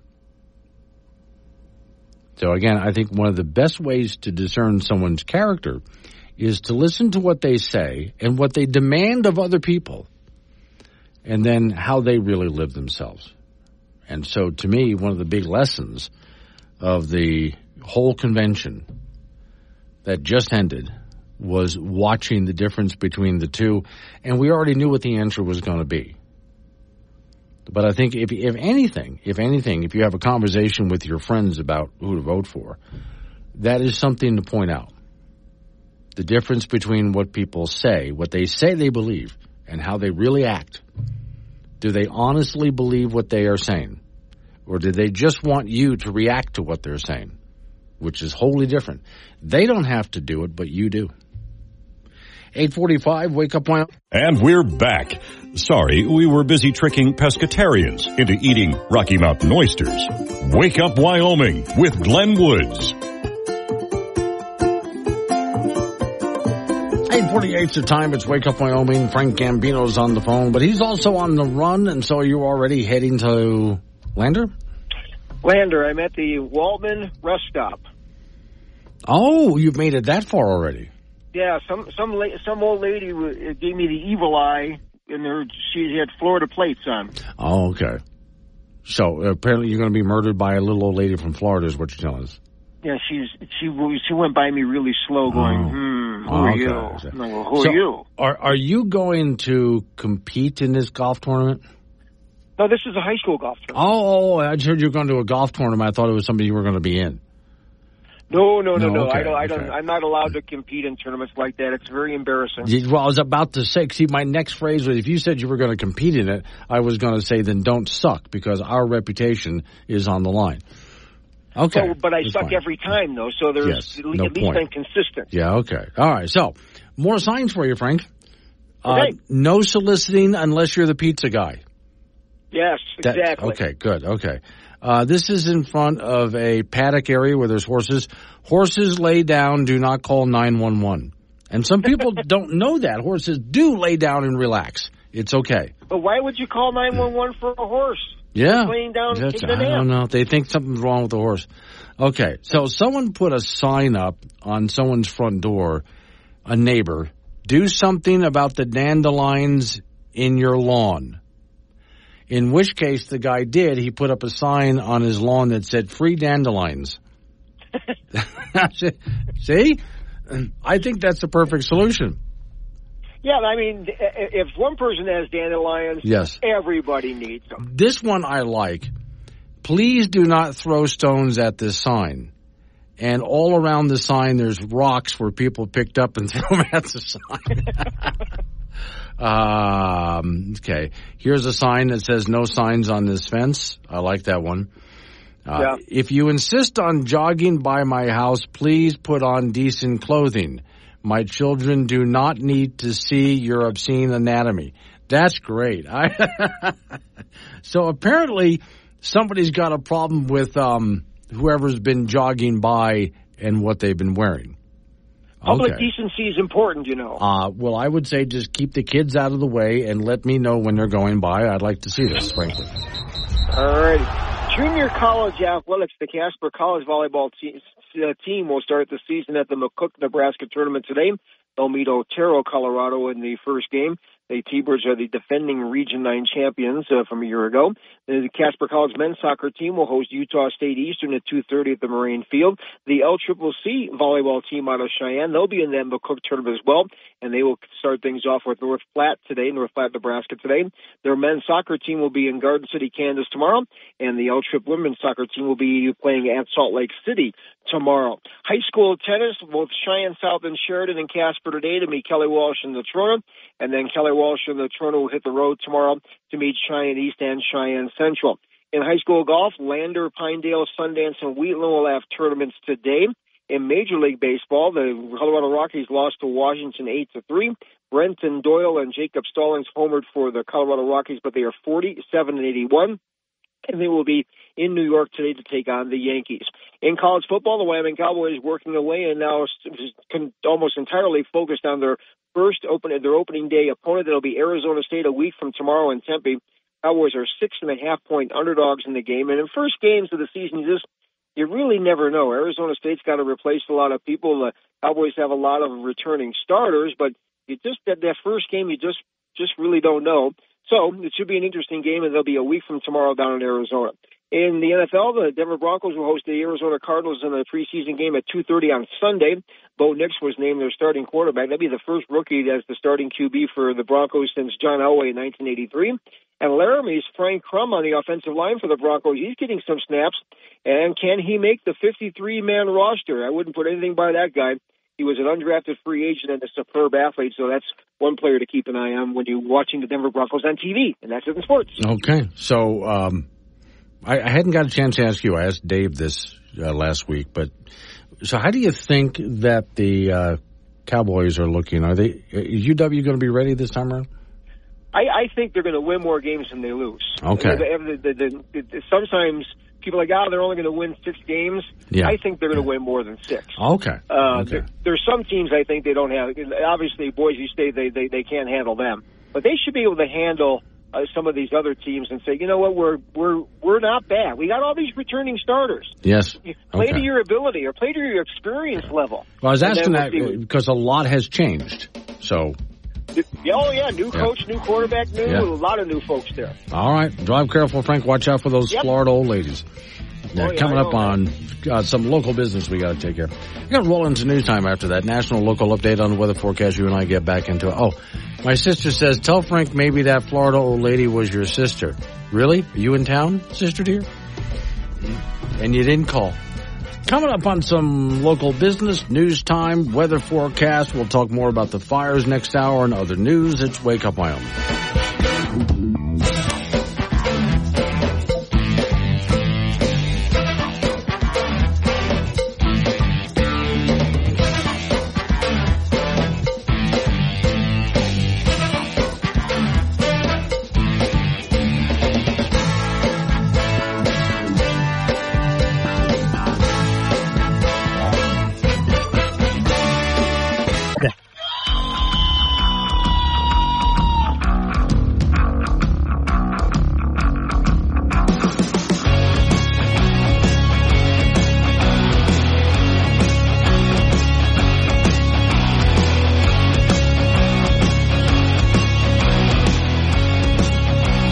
Friday. You made it. And I have updates on the fires coming your way, plus other news. Today's show is sponsored by whiskey-flavored cough syrup. Goes down just like... Whiskey? Well, it's actually just whiskey. Yes, okay. You see, he says that like it's a bad thing. I think a lot of you guys would appreciate that. Warning, this show contains reference to guns, liberty, limited government, low taxation, the cult of climate change, free thinking, cigar smoking, short people, rubber chickens, Karen's bureaucracy, liberal buzzwords, tour runs, traffic, toilets, terrible jokes, and more. No apologies will be issued. Guest callers may express any opinion they want without fear of being canceled. Unless you're a loudmouth jerk like Dave, then Glenn will hang up on you. Strap in, hold on to your coffee, and feel free to participate. This disclaimer does not refer to every person named Dave. Just one particular Dave from San Francisco. We know a lot of Daves. They call this show all the time, and they're great people. So don't call this program and complain that we use your name. That would be a real Dave move, Dave. So just updating and looking at some of the fires out there. I did put up a story in the Wake Up Wyoming site this morning that does show all of the different links I use to get you information, and other people in news media of various types to get you information. And you can use them yourself. Wyoming put out its own interactive fire map, and it's really good. You see a satellite photograph of Wyoming, and then they lay out where the fires are, but also in some of the cases of the bigger ones actually draw an outline. So let's go for the big one over here. This is going to be between KC and Buffalo, just to the east of the interstate there. That's the House Draw Fire. And then when I click on it, it even has a big outline showing the huge area. Area has burned 164,000 plus acres, 0% contained. 0% contained. Now, that needs an update, but that's where they're at right now. Let me see. There's also the Schoonover incident, burned 88% contained. That's also to the east of the House Draw Fire. Let's see, head up. Gillette has its own problems. They have the Flat Rock Fire, 30,000 acres burned. That's a lot. 30% contained. Below that is the Pine Creek Fire, has burned, let me see, area burned, it's a smaller fire, so I don't know, but 50% contained. Constitution Fire has burned 15,000 and 0% contained. And Bertha Hill, damn it, Bertha, has burned 509 acres, 100% contained. That's good. And that one is north of Keyhole State Park. The Constitution is directly north of Gillette. The Flat Rock is northwest of Gillette, or even just west of Gillette. And then the big, let's see, the Boone Pile Creek Fire, is that what it's called? Yeah, I'm sorry, Bone Pile Creek Fire. That one is southwest of Gillette. Those are the big ones that are out there. Now, there are other fires that are out and around the area. Spring Camp, that's at the bottom of the Bighorns. If you head down from KC and head toward Casper, there's a couple of smaller fires. Let's see, there's one, 387 incident, it's called, 15% contained, very small fire. There's also some control burns that are out there as well, and there's quite a few that are in that area. Again, I'm sort of between KC and Casper, and there's a lot of little ones out there in that area. To the east of Casper, let's say between Glen Rock and Douglas, up in the Laramie Range, there's the Barber Fire and there's the Cold Spring incident, both which they're working on perimeters. As you go west of Douglas, again, a lot of little ones. In fact, if you head over near Guernsey, to the west of Glendo, also there's some fires. There was one that was over, I think the Barber Fire is the one I was talking about. Let me zoom in a little bit on that one real quick here. Yeah, the Barber Fire was the one that some people were sending pictures to me yesterday of. That was around Natural Bridge. 1,419 acres, 100% contained though. So that's good. And by contained, for those who haven't heard the phrase before, essentially what they do is, and that's all the fires that I have on the eastern side of Wyoming right now, but essentially what they try to do is, what's burning is burning. It's going to burn. There's not a whole lot they can do about that. It's burning. So what they'll do is try to go ahead and contain between cutting into the landscape, so when the fire, the grass that's burning gets to dirt, it stops, or drop fire retardant. It's when the fire jumps because of heavy winds that they have a hard time dealing with that. But the basic idea is to form a perimeter and let it burn itself out on the inside. That's the best way to fight a fire. And so that's mostly what they do. As far as smoke, yesterday the winds were coming from the north moving south, and so everybody below, all the way down past Cheyenne, got loads of smoke. Today the wind is in the opposite direction completely and has picked up quite a bit. And that's what I was saying. My hope is for a lot of those fires, that means the fires get pushed back into what they already burned. But we'll see what the fire department says about that. Tomorrow's winds pick up even more and will come from a southwesterly direction. And I'm sorry, there's not going to be, if any rain gets into the areas that I just mentioned that are affected, I'm not sure how much of it's really going to be there to help with any kind of fires. And I really wouldn't rather not have thunderstorms move up into the area, because thunderstorms are what started this whole thing in the first place. There's a whole lot of little rain showers all over the place, but those rain showers weren't producing a whole lot of rain. They were, however, producing a whole lot of lightning. And from that house fire that I was talking about, my understanding is lightning hit a telephone pole, collapsed a telephone pole, there's your fire. So that's what I read somewhere, that's how that whole thing got started. So you can see how bad, and the area's been so completely dry this time of year, you can imagine what a tinderbox it's become, because that section of Wyoming has not had rain. This time last year, remember how green it was? Because it just wouldn't quit raining. That has everything to do with the La Nina and El Nino effects that we have in the Pacific Ocean, which has everything to do with cycles of the sun, as we've explained with Don Day, has explained on the air before with us. Bonnie asks if there has been any reports of livestock killed. I have not received any reports of livestock killed. However, I just haven't, if it has happened, I haven't received a report of it.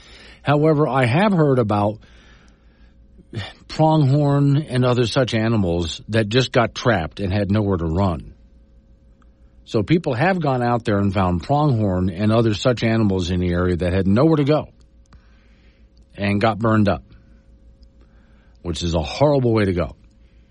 But as far as any livestock in the area, no human being has been hurt. I know they've been working really hard to get the livestock out of the area. So far, I have not heard any such thing. But if I do, I'll let you know immediately. I've been wondering about that too, Bonnie. This entire time, because there's a lot of sheep out there, as well as cattle, and other such animals that people keep and raise out there. So where did they go? You move them out of the area and ship them where? And I'm not asking that as if there is no answer. There is an answer to that question, because if one rancher is having a problem and he's got to get his cattle out of there or his sheep out of there, whatever it might be, trust me, someone's willing to help. So it's not like they don't have a place to go. I just don't know where they went. All right, more in just a moment. Wake Up Wyoming. In the state of Wyoming, there are highways that need your attention. You can adopt a highway. A highway just merged with a beautiful little 2-lane scenic bypass. And now they have an off-ramp of their very own. Just make sure Wyoming highways stay clean and well-maintained. Adopt a highway today. Wake Up Wyoming goes anywhere you do with the Wake Up Wyoming app. Free download for Apple and Android. This is K2 Radio. Time, Wake Up Wyoming. Craig has been patiently waiting by in Cheyenne. Hello, Craig. What you got for me? Well, Glenn, thanks for taking my call. I listen to quite a bit of talk radio and, even some of the stuff on TV, and I don't hear anybody, particularly on the conservative side, talking about the Trump tax cuts for people under $400,000. And all you hear is, well, it's not going to cost anybody a dime under $400,000, which is about as false can be, because there's two key items in the Trump tax cuts. Everybody under $400,000, for the most part, got somewhere between 2 and 5% decrease in the bracket.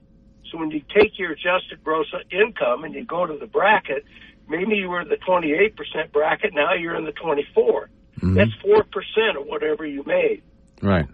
The other one's the standard deduction. He doubled that. Went from ballpark about $13,000 to $26,000 for married couple. You take whatever bracket, say you pay 25% in taxes, you take a fourth of $12,000, there's another $4,000. I mean, I think people need to start become aware of what's going to happen in the taxes they're going to owe if we let these tax cuts expire. Right. Now, I'm not saying they can't say it's only for $400,000 or more, but I haven't heard that. Right, and I often hear, especially if you're listening to any of the Democrat convention, well, Trump only gives tax breaks to his fellow millionaires and billionaires, and that's not true at all. When he gave tax breaks, he gave them to everybody across the board. But those people who were in the upper brackets, of course they're going to get a tax cut because they pay the majority of the taxes. Well, that's correct, and you take 2% of $1 million. It's a lot more money than, say, 2% of $200,000, but still, I just want people to be aware you're going to lose a lot of money. You are, if they expire. If you're under 400,000, and let's not forget, you're not going to be happy. That Trump did also simplify the tax code for those people who make less money. So filing your taxes is extremely easy now. If you're not doing all sorts of itemized stuff, if you're below a certain level and you really don't need to, filling out your taxes is incredibly easy. So simplifying the tax code and making sure that a lot of people got breaks. What I really want to hear, though, from everybody, including Trump, from everybody, is a massive reduction in the size of government, not growing it. Well, amen to that. We won't argue that point. All right, Craig. Anyway, thanks for taking my call, and I hope we can keep pounding it through people's heads. All right. I appreciate calling in. And you can, too, by the way, 888-97-WOODS, 888-97-WOODS. I actually did not know about this until I saw the story on Cowboy State Daily. Devil's Tower has reopened, but it's not going to look the same for a while. They had a huge hailstorm. And I got to get a hold of Ogden Driscoll because he owns the KOA campground there. And they have these cute little cabins around. And they had just redone all the roofs, which are tin roofs on these cute little cabins. And I've stayed in one or two. And that's all destroyed now. Yeah, the campground itself just got pummeled. But there's other parts of it. Here's the story. Devil's Tower National Monument reopened Wednesday. I didn't know they were closed. After clearing the immense damage caused by a severe hailstorm that swept through the northeast of Wyoming. During Monday evening thunderstorm, Devil's Tower got 1.5 inches of rain and 5 inches of golf ball size hail, with some hailstones reportedly the size of baseballs, hitting the local KOA campground. Wind gusts of 80 miles an hour recorded at some point. Quote, some large trees came down by the visitor center, and one tree fell and hit the ranger station. Devil's Tower Chief Ranger told Cowboy State Daily, we're concentrating on front country and main visitor access points right now. The visitors center, you know what we do? Here's what we do. Let's go build a huge solar panel facility there. As long as they want to put solar panels in Hale Alley, Devil's Tower would be a great place too.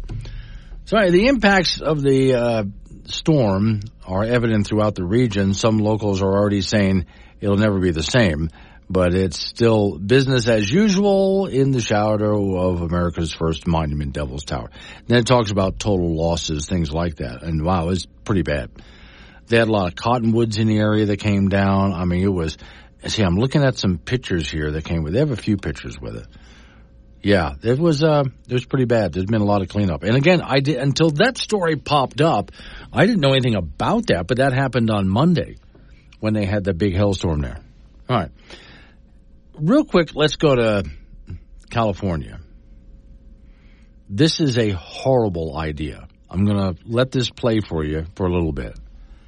In California, like with many parts of the country, they're having a bit of a problem because, as you know, news departments are transitioning. Your typical old newspaper is going away. Now it's online. And your television news, as you remember it when you were young, is going away as well. So what does California want to do about it? California has launched a groundbreaking $250 million partnership between tech giants and newsrooms, marking a significant shift in the media landscape. This first-of-its-kind initiative aims to revitalize local newsrooms and advance AI research, combining taxpayer funds with contributions from Google and OpenAI. Google will contribute $110 million, including $50 million for existing journalism programs and at least $17.5 million for an AI accelerator program to fund experiments in local newsrooms. The initiative is set to launch next year with an initial investment of $100 million. This is a horrible idea. And, of course, Gavin Newsom wants to get involved in all of this with money coming from the state government that they don't have, by the way. I think it was like $17 million he wanted to dump into this, and they don't have it. Let the free press be free and independent, completely free and independent, and let you, the consumer, decide who you get your news from. Why you're choosing it is up to you. And how you get that news, how you choose to consume it is up to you as well. And if news organizations are struggling right now, it's all part of what is a natural transition in the marketplace. So let it be. Let it happen. Because as I've said many times before, you cannot create an artificial marketplace. It doesn't work.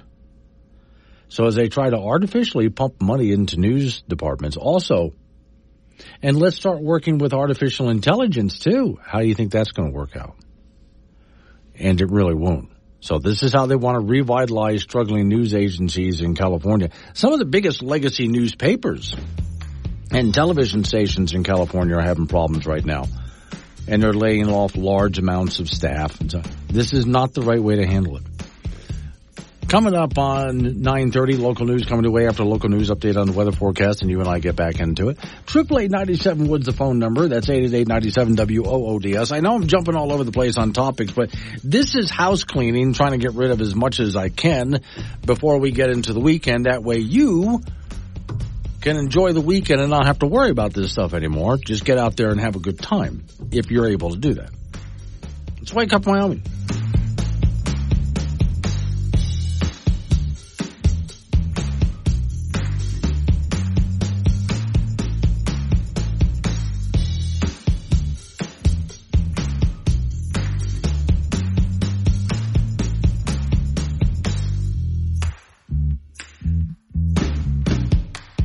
Got something to say to Glenn? Use the chat on the Wake Up Wyoming mobile app and get your opinions straight to the studio with K2 Radio. 9:36 the time. It's Wake Up Wyoming. All right, 888-97 was the phone number, 888-97-WOODS. I decided to end on this today. So here I was talking earlier about at the Democrat convention, they wanted the food vendors to bring lower carbon food, whatever that meant. Now, and if they can't do that, then go ahead and pay for carbon offsets, which is a massive scam. Can you imagine if you were at the Democrat convention and you were getting hungry, and so you walked over to one of their vendors to ask for something to eat? Can I get a beef taco, extra cheese, and a side of guac, please? We don't do that here, sir. Can I offer you our vegan, gluten-free broccoli tacos with cashew cheese? Well, what the hell did you just say to me? Broccoli tacos. I asked for a taco, not a vegetable. It is a taco, sir. We just use broccoli instead of meat, and spinach wraps instead of tortillas. Oh, cool. Got it. So it's not a taco at all? It is. How about some chicken fajitas? Can I do chicken fajitas? No chicken fajitas either, sir. How about some crispy kale lettuce wraps? A what wrap? Crispy kale wrapped in lettuce with a side of vegan coleslaw. So it's a salad wrapped in a salad with a side of salad. It's light and delicious. All right, look, can I just do like a burger or something? Absolutely. Oh, cool. Finally. Thank you. What kind would you like? Just like a regular hamburger. Yeah, we don't do that. How about a grilled cauliflower burger? What? We use cauliflower instead of a patty and flaxseed crackers instead of a bun. Yeah, that's not a burger. That's a flour on a cracker. It's really delicious. Can I just get a sandwich? Sure. What kind? Just like something simple, like a turkey sub or something. Yeah, we don't do turkey here, sir. How does a tofu spinach sub sound? It sounds depressing. Instead of turkey, you get tofu. Instead of bread, you get almond. And instead of eating animals, you save the planet. Okay, listen, lady, I don't care about the planet when I'm hungry. The tofu sub is one of my favorites. What about like a tuna fish sandwich? Yeah, we don't do fish here, sir. How about a raw asparagus cashew melt? How about you serve some real food? Sir, we firmly believe in a Okay, so finally you've had enough. You've left the Democrat convention because you just want food. And you walk into the closest burger restaurant. Welcome to Wiggle Burgers. Would you like to see a menu? Sure, but I probably just want a rib burger and some fries. I'm in a hurry and I'm really hungry. You might like the grasshopper bacon bits or the mealworm arancini. Maybe try some worm salt soup. But wait, what the heck is the mescal worm salad? Oh, those little guys are great. We crushed them fresh this morning. You crushed. Have to do it while they're still larvae or there's that horrible crunching sound. Besides, most people don't like exoskeleton in their mouth. Just what the hell are you serving here? Sir, Wiggle Burgers is a bug restaurant. We serve only organic, sustainable bug and bug larvae. Gotta keep that carbon footprint down. Save the planet, you know? Oh, please tell me they brought Candy Canberra back. don't understand. Yeah, you're probably too young for that television show. It was on back when a person had to get up and go change the channel.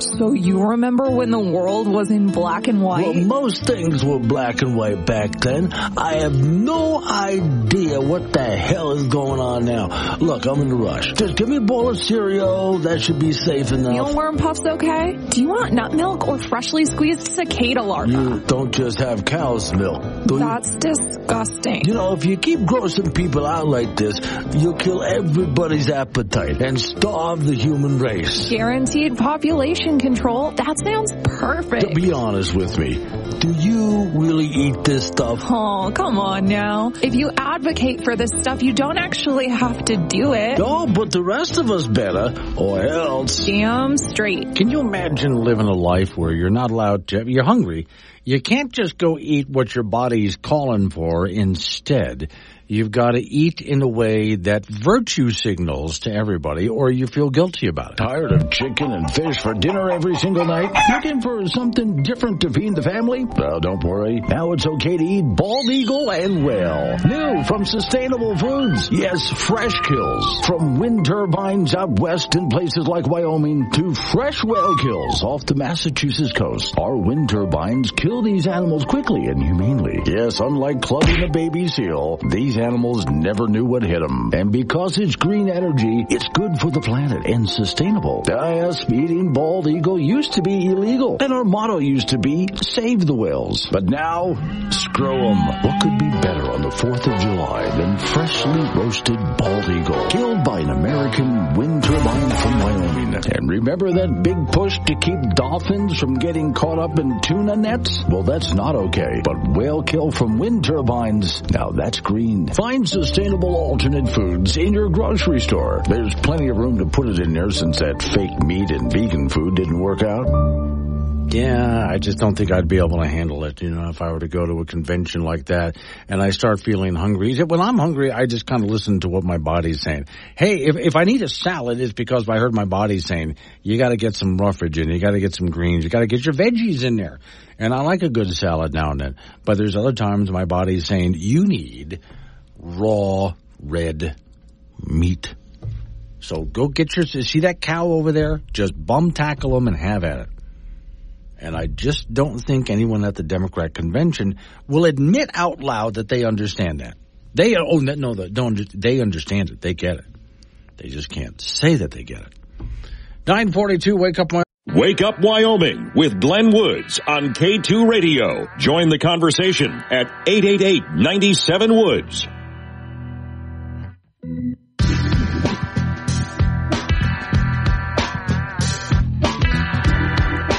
Coming up on 948, Wake Up Wyoming. Off we go to talk to Frank Gambino, who's been on his way to Lander. How far did you get? I'm by the turnoff where you go to Pavilion, so I'm almost there. Oh, okay. That's not bad. But that means you are kind of out in the middle of nowhere, though, aren't you? Kind of, yeah. I just passed Poison Reservoir. How's the weather out there? Nice. It's according to the inside clock here. It's 72 degrees and partly cloudy. No wind. It's nice. It just sounds delightful. I hope the rest of the state has conditions like this today. Yeah, except for Northeast Wyoming right now. Yes.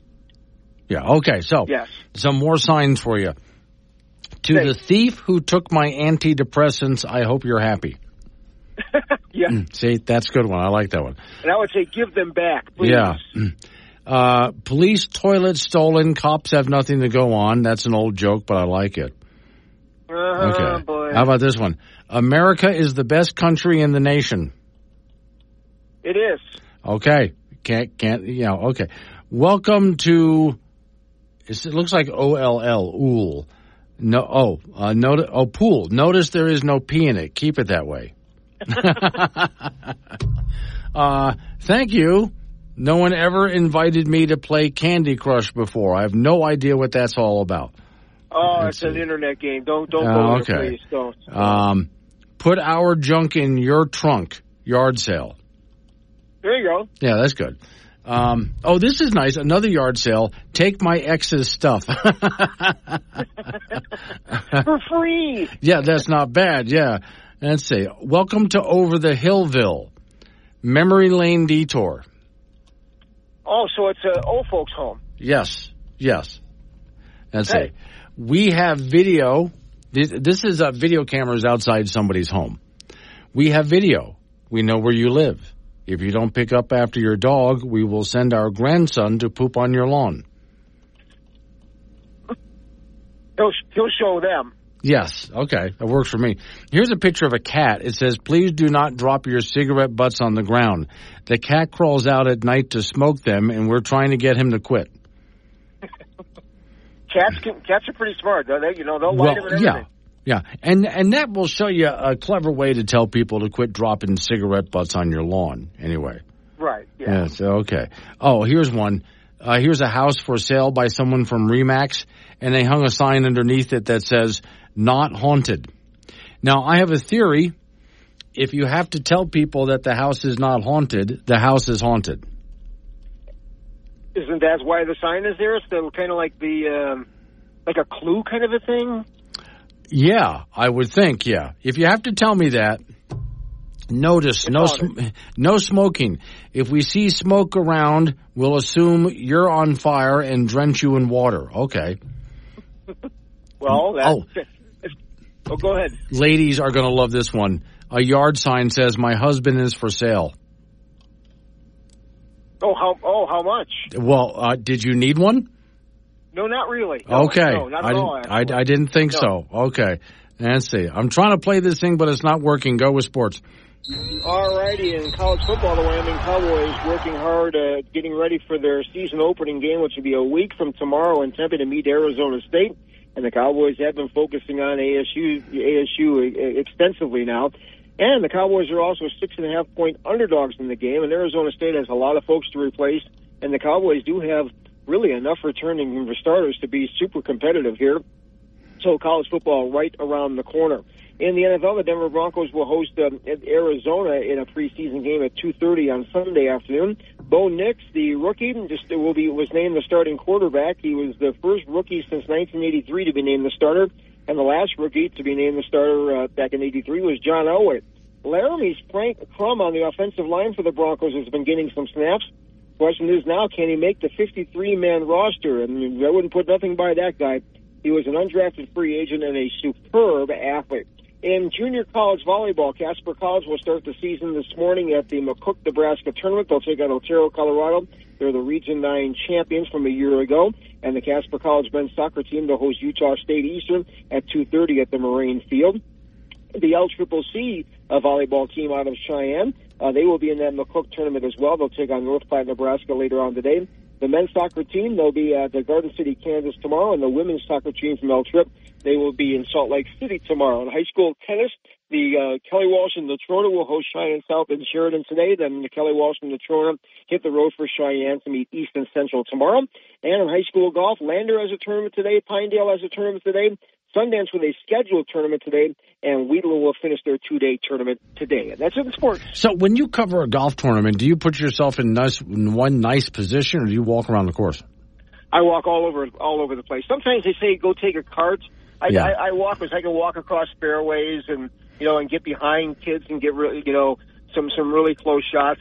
On nice days, yes, absolutely I'll walk. Absolutely I'll walk. That's good for you. Great exercise. Because I'm thinking I'm the kind of person that would pick a nice shade tree and put up some snacks where I can just watch everybody go by. But you're getting exercise. I think that's more important. Isn't that a good thing? You're that's a very good thing. That you should be. And you're getting paid. Have you been hit by a golf ball yet? Twice. Twice, okay. I just want to point out to everybody it's a hazardous profession that Frank has. And that's why I am the way I am. One of them was a headshot. Oh, my God. Well, that explains a lot, Frank. Have a great weekend. Okay, you too. Bye-bye. Coming up on some local business that we have to take care of. We're going to roll into news time after that. National local update on the weather forecast. And, look, to everybody who's out there fighting those fires this weekend, feeling your pain, and we'll be watching all weekend long, and we're sending more help that way. I know we are. Checking in on Monday so we can find out what's happened after all of that they've been through. Because in some of these areas, well, you know how bad it is. We'll keep you up to date. Stick with us on the Wake Up Wyoming website off the Wake Up Wyoming app if you want to know what's going on.